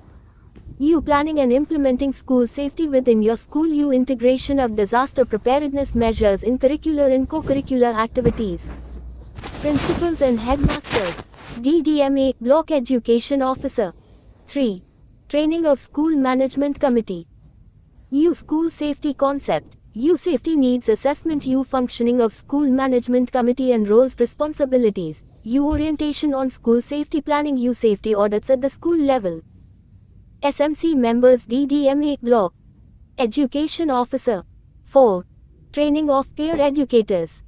U. Facilitating life-saving skills in the class. U. Do's and don'ts of hazards relevant to their context, e.g. earthquake, duck, cover and hold, fire, stop, drop and roll, floods, cyclone, road safety, etc.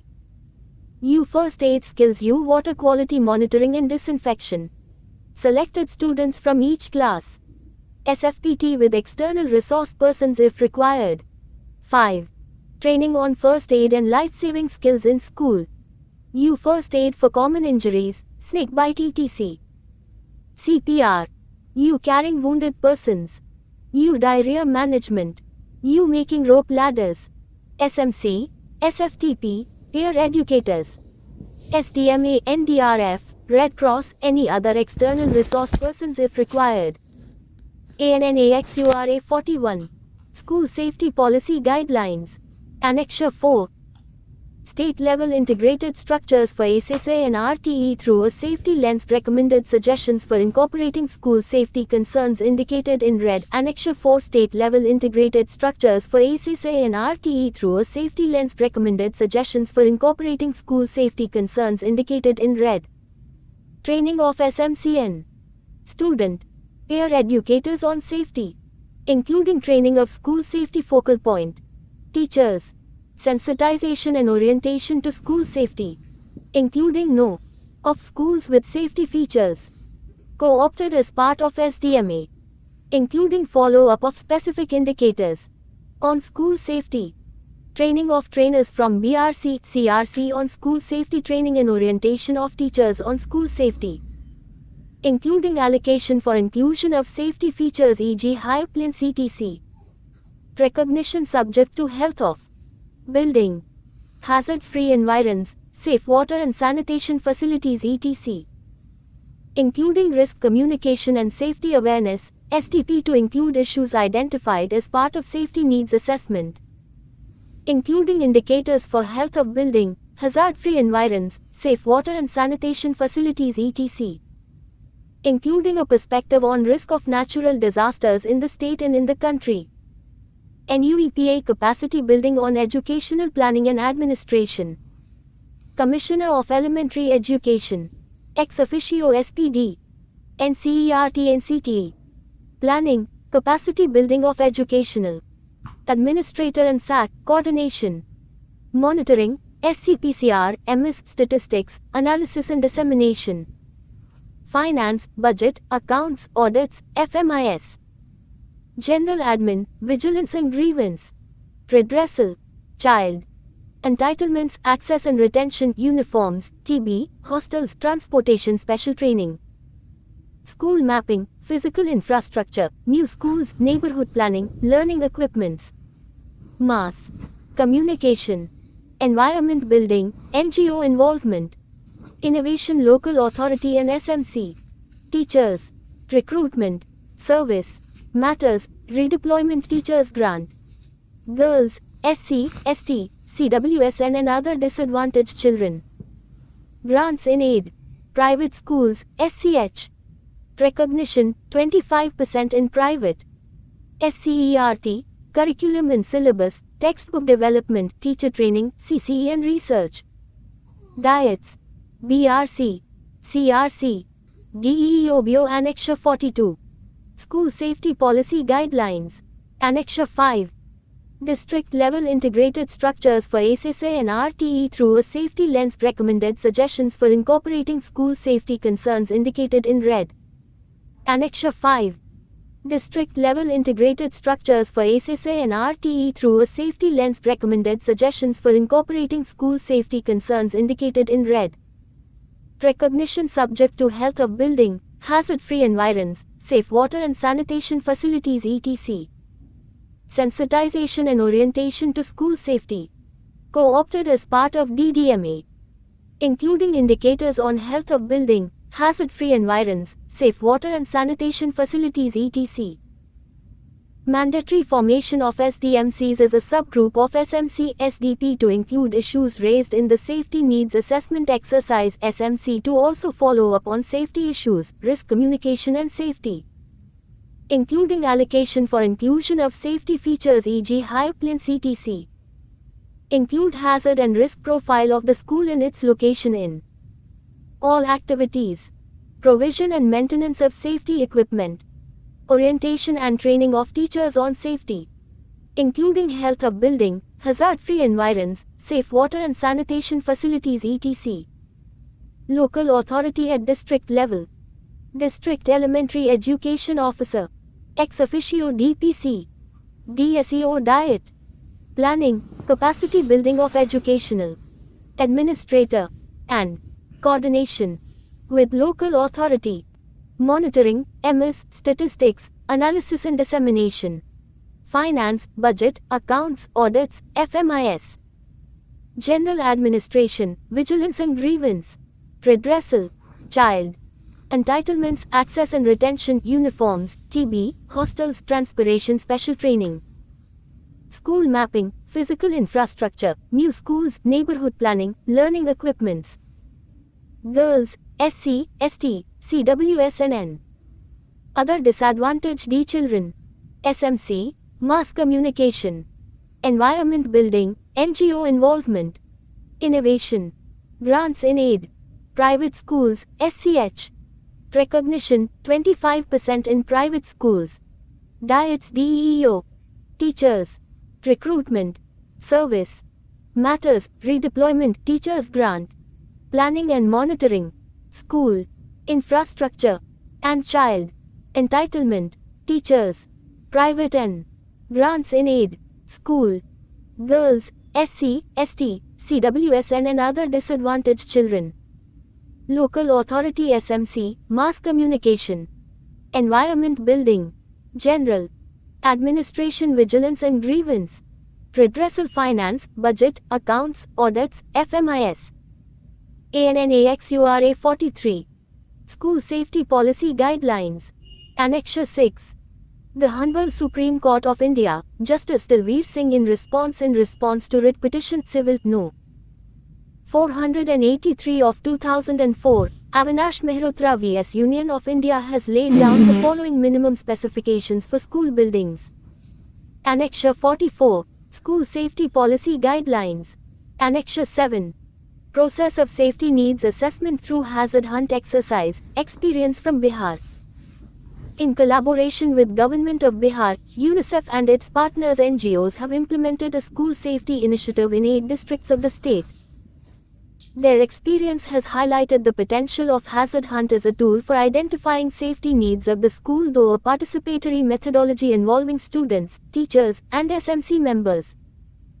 The exercise culminates with the articulation of a well-defined micro-plan that is then pursued with the PRE for leveraging resources from various schemes besides SSA. The process followed for Hazard Hunt is given below. I. Orientation of School Disaster Management Committee members and focal point teacher on definition of risk and vulnerabilities. E. Discussion on the nature of risks that affect the physical well-being of children and of the school community. E. Discussion on the nature of risks that affect access to education by children. IV. Organization of the group into smaller groups for Hazard Hunt. V. Identification of risks and vulnerabilities inside and outside the school by separate groups. V. Documentation of risks identified by smaller groups and presentation to the larger group including focal point teacher. V. Suggested format for documentation of Hazard Hunt exercise. S. No. List of vulnerabilities that exist inside and outside the school. Risks involved. Probable extent of severity. Any past incidents relating to this risk, vulnerability. V. Prioritization of risks for action in the short and long term. X. Development of micro plan to enlist solutions, sources of funding, responsibilities and timeline. ANNAXURA 45. School Safety Policy Guidelines. Annexure 8. School DM Plan Model Template National School Safety Program NSSP. Section 1. Introduction. A. School Profile attached format in Annexure 8 IV. Aim and objective of the plan. C. Geographical location of the school. Guidance note. Filled circle. The section of the plan will provide information relating to the school as per details given in Annexure I. It should also mention the objective of the plan, the stakeholders who will be using the plan and members who would be responsible for implementing, reviewing and updating the plan. Filled circle. The section can also include a map of the school. Section 2. Hazard Risk and Vulnerability Assessment. A. Non-structural assessment can be done practically by all teachers and select students in a group exercise. B. Structural assessment to be done by a civil engineer, licensed building surveyor. C. Identification of hazards outside the school campus, road safety, industrial hazard, chemical hazard, open drain flooding etc. D. Database of past disasters, accidents which have affected the schools. A. Identification of vulnerable locations within the school campus. F. Summary of the key findings and identifications of action for mitigation. Guidance note. This section of the plan will focus on identifying the various vulnerable areas within the school building as well as the probable risks arising out of structural and non-structural elements. For identifying non-structural and structural weakness in the school building, a committee may be constituted comprising members of school administration including physical education teacher, officer from nearest fire station, civil defense post warden, health service provider, doctor, nurse, health worker, from nearest health center, hospital, nursing home, officer from the nearest police station, engineers from Pond, SSI, municipal corporation. Zilla Parishad who may help in identifying the structural and non-structural weaknesses in the building. Likewise, this committee can also identify hazard outside the school campus, particularly the hazard related to road traffic outside the school building, industrial chemical hazard, which may be due to location of such an industry in vicinity of the school. This hazard hunt activity will help in identifying some of the obvious risks like improper location of electricity panel in the school, open electricity panels, live wire if any, improper placing of cupboards and furniture, obstruction in the escape route or object that can fall during the earthquake such as glass panel, flower pot etc. This section of the plan can also document or provide details of any past disaster that had affected the school or in the vicinity of the school. Annexure 46. School Safety Policy Guidelines. Section 3. Preparedness. This section of the plan should include the following. A. Constitution of School DM Committee, composition of the core team and its roles and responsibilities during different phases. B. Constitution of sub-team and identification of roles and responsibilities of each of the sub-teams task force before, during and after disaster. The school may comprise of the following teams task forces. I. Awareness generation, warning and information dissemination team. E. Evacuation team. E. Search and rescue team, only teachers to be member of this team. IV. Fire safety team. V. First aid team. V. Bus safety team, for each bus wherever applicable. V. Site security team. Guidance note. This section of the plan will focus on preparedness. Higher level of preparedness for disaster helps to minimize the loss of life and prevention of injuries caused particularly during earthquakes for which there is no warning. However, certain other hazards like flood, cyclone etc. do have early warning system, thereby giving some time for taking response. Children being the future of tomorrow should be ensured a safe learning environment and prepared well to respond effectively during disasters. To put this into practice, it is recommended that every school constitutes a school-level disaster management committee along with subcommittees to ensure better preparedness and response in disasters. The various committees constituted in a school will comprise of members from among teachers, non-teaching staff as well as students. However, for certain committee like search and rescue, students are not recommended. The recommended structure for a school disaster management committee is as follows. 1.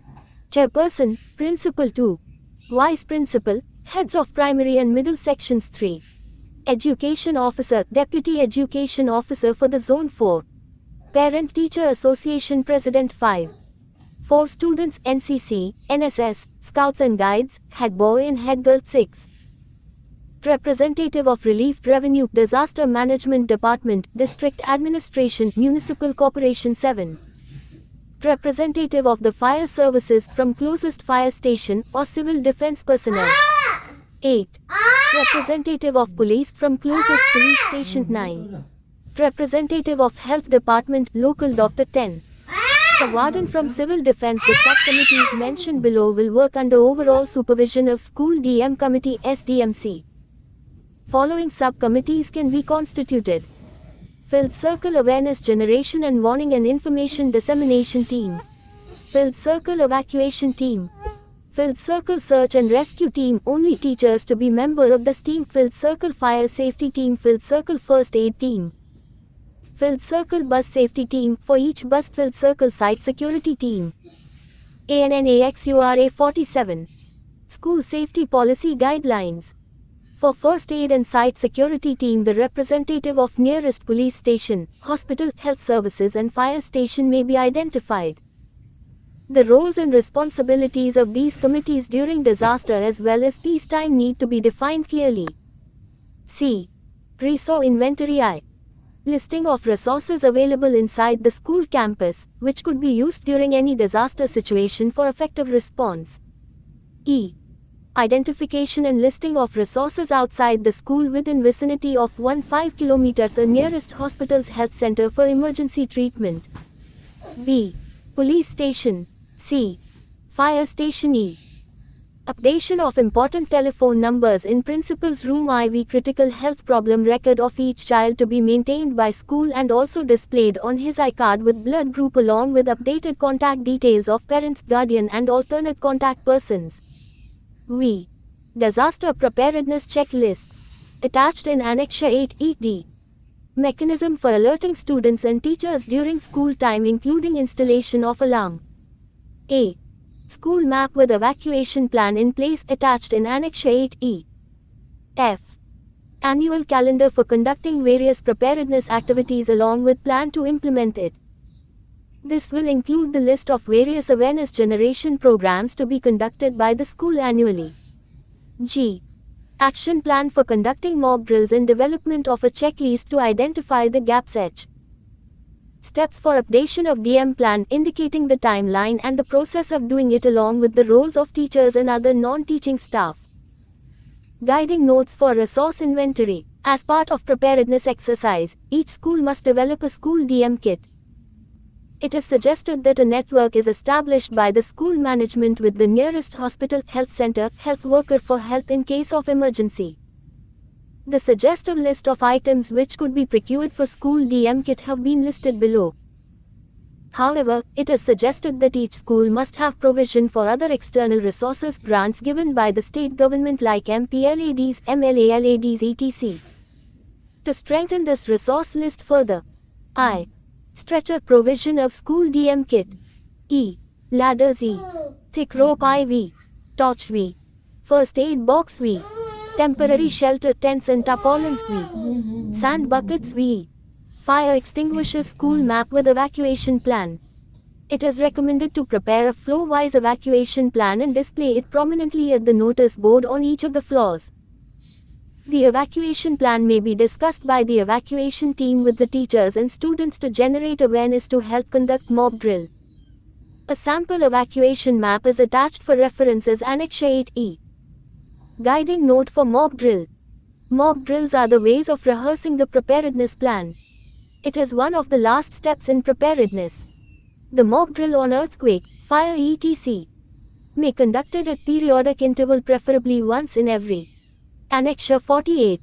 School Safety Policy Guidelines.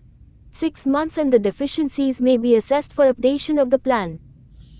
This section of the plan should clearly indicate the steps to be followed to conduct the mock drills and the responsibilities of the teachers, non-teaching staff and students. If required, school should invite the fire service officers and trained civil defense volunteers for support. The steps to be followed for earthquake drill are mentioned below. Earthquake drill. I. Practice drop, cover and hold. E. Evacuate classroom in less than 1 minute without pushing and falling. E. Evacuate school in less than 4 minutes. IV. Look out for friends. V. Stay away from weak areas structures. V. Help those who need assistance. Identification of task force in advance for rescue of special children. Fire chemical accident drill. I. Evacuation from classroom. E. Ensure safe storage of inflammable liquids chemicals. E. Put off electricity and remove or close down gas connections. I. Capacity building and training. Capacity building and training of students and teachers is an important step to ensure safety of school-going community in a disaster situation. Every year, appropriate number of teachers and students may be trained in various skills of disaster management. Action plan for training of teachers, non-teaching staff and students on DM, including all the task forces constituted, and also organizing refresher courses. This can also include documentation of details of trained teachers and students. J. Awareness generation and sensitization. Awareness generation sensitization is a part of preparedness measures aiming at sensitizing and educating all the stakeholders including students, teachers and officials, parents on issues relating to school safety. It is suggested that an annual calendar of events may be prepared including various activities involving students, teachers, etc., where experts from outside may also be invited for giving their opinion on school safety issues. Some of the measures which could be undertaken by the school management for creating awareness are as follows. A. Through poster, audiovisual clips, organizing debate, quiz, sports activities, drawing competition, rally in schools. B. Display of important information on school notice board including school evacuation plan and weather news information. C. Conducting seminars and lectures on making the learning environment safer and involvement of parents in such seminars. D. Observing a month of safety in the year calendar of school is Preparedness Month. Section 4. Response. A. Hazard-specific response plan including crowd management to avoid stampede on special days like annual functions, sports day etc. ANNAXURA 49. School Safety Policy Guidelines. B. Alternate arrangement for continuation of school education. Delivery of education during and post-disaster situation, particularly in cases where the school will be used as relief shelters. C. Reporting of emergencies, disasters to the government. D. Special provision for specially abled children. Guidance note. This section of the plan should be very precise, crisp, indicating the various roles and responsibilities of teachers, non-teaching staff and students during disaster situation. The plan should clearly mention the steps to be followed in case of an earthquake, fire, flooding, cyclone or such emergent situation like stampede or health problems faced by any student. The plan should include all the steps to be taken up by the school management to ensure safety of the child, including their safe evacuation from the affected site till the child is handed over to the parents. It will also include all other steps to be taken up by the management to ensure supply of essential services in the school like power, water and food and basic first aid during a disaster and immediately after it. Section 5. Mitigation measures. A. Listing of various non-structural measures to be undertaken in the school along with timeline. I. Ensuring clear passages, stairways which are to be used as evacuation routes. E. Chemistry labs, the bottles used for storing the chemicals are secured and protected against shattering. E. Fixating of almirahs to the walls of staff rooms. IV. Securing fans and light from ceiling. V. Fire safety measures. B. Safety audit. I. Electric safety audit, checking of the electrical system by an electrician. E. Fire safety audit, checking for possible sources of fire and identifying inflammable items within the school. E. Inspection of quality of food getting served during midday meal. IV. Audit of purity of water supply in school. V. Inspection of the hygienic conditions in kitchen and washrooms. Guidance note. This section of the plan will focus on various mitigation measures to be undertaken by the school. Mitigation planning is a long-term exercise and hence it is essential to divide the strategy prioritizing the actions along with definite timeline. It is also necessary to prioritize the actions based on the nature of the threat and its potential to cause injuries and loss of life. Some of the non-structural mitigation measures like anchorage of almirahs, clearance of the exit routes, relocation of the storage of laboratory items, installation of warning alarms could be done immediately by incurring minimal costs. Some other mitigation measures like major structural repair work will require more time and fund commitments. As a part of mitigation action, schools should also undertake periodic fire and electrical safety checks by involving officials from Electricity Department Board, Fire Services, POND etc. Other measures like testing of purity of drinking water and hygienic conditions in the school should also be undertaken. Annexure 50. School Safety Policy Guidelines. Annexure 8I. Details of School Profile. 1. Name of school and code number provided by Department of Education. 2. Postal address with PIN code. 3. Contact number. 4. Number of teachers, male_female_. 5. Number of students, male_female_. 6. Number of differently abled students, male_female_. 7. Specify the type of disability. 8. Date of construction of school building. 9. Number of buildings in the school compound. 10. Number of classrooms, filled circle. Number of chemistry laboratories, filled circle. Number of physics laboratories, filled circle. Number of biology laboratories. 11. Number of floors. 12. Number of staircases. 13. Do you have a kitchen? Yes, no. If yes, do you have gas stove or open fire kitchen or use cooking gas connection? 14. Do you have toilet separate for boys? Yes, no. Girls? Yes. Number 15. Number of drinking water points. 16. Playground size and open area. 17. Fire extinguisher installed, filled circle. If yes, number of fire extinguishers, filled circle. Date when last checked. 18. Number of sand buckets installed. 19. Evacuation drill organized. Yes, no. If yes, last date when drill was conducted and number of students who participated. Signature of principal. ANNAXURA 51. School Safety Policy Guidelines. Annexure 80. Emergency Management Plan Checklist. Name of school and location. Date. Yes. 1. Have the emergency numbers been confirmed with the concerned departments? 2. Are the emergency contact numbers prominently displayed in the principal room? 3. Does the plan clearly specify procedures for reporting emergencies to the government services and the relevant education authority? 4. Are the potential risks within and up to a kilometer from the workplace identified? 5. Does the plan clearly mention about the evacuation plan? 6. Are the roles and responsibilities of key personnel clearly defined, task force team leaders, class teachers, office staff and students? 7. Are the staff responsibilities to account for and supervise students during and following the emergency clearly described? 8. Does the plan give emphasis on the more vulnerable children below class V? 9. Does the plan address the students with special physical, mental and medical needs? 10. Does the plan describe about how the DM team will be trained? 11. Does plan provide the calendar for mock drill to be conducted? 12. Has the plan been endorsed by local police and fire brigade? Annexure 52. School Safety Policy Guidelines. Annexure 80. Sample School Evacuation Plan. ANNAXURA 53. School Safety Policy Guidelines. Significant contributors. 1. SMT.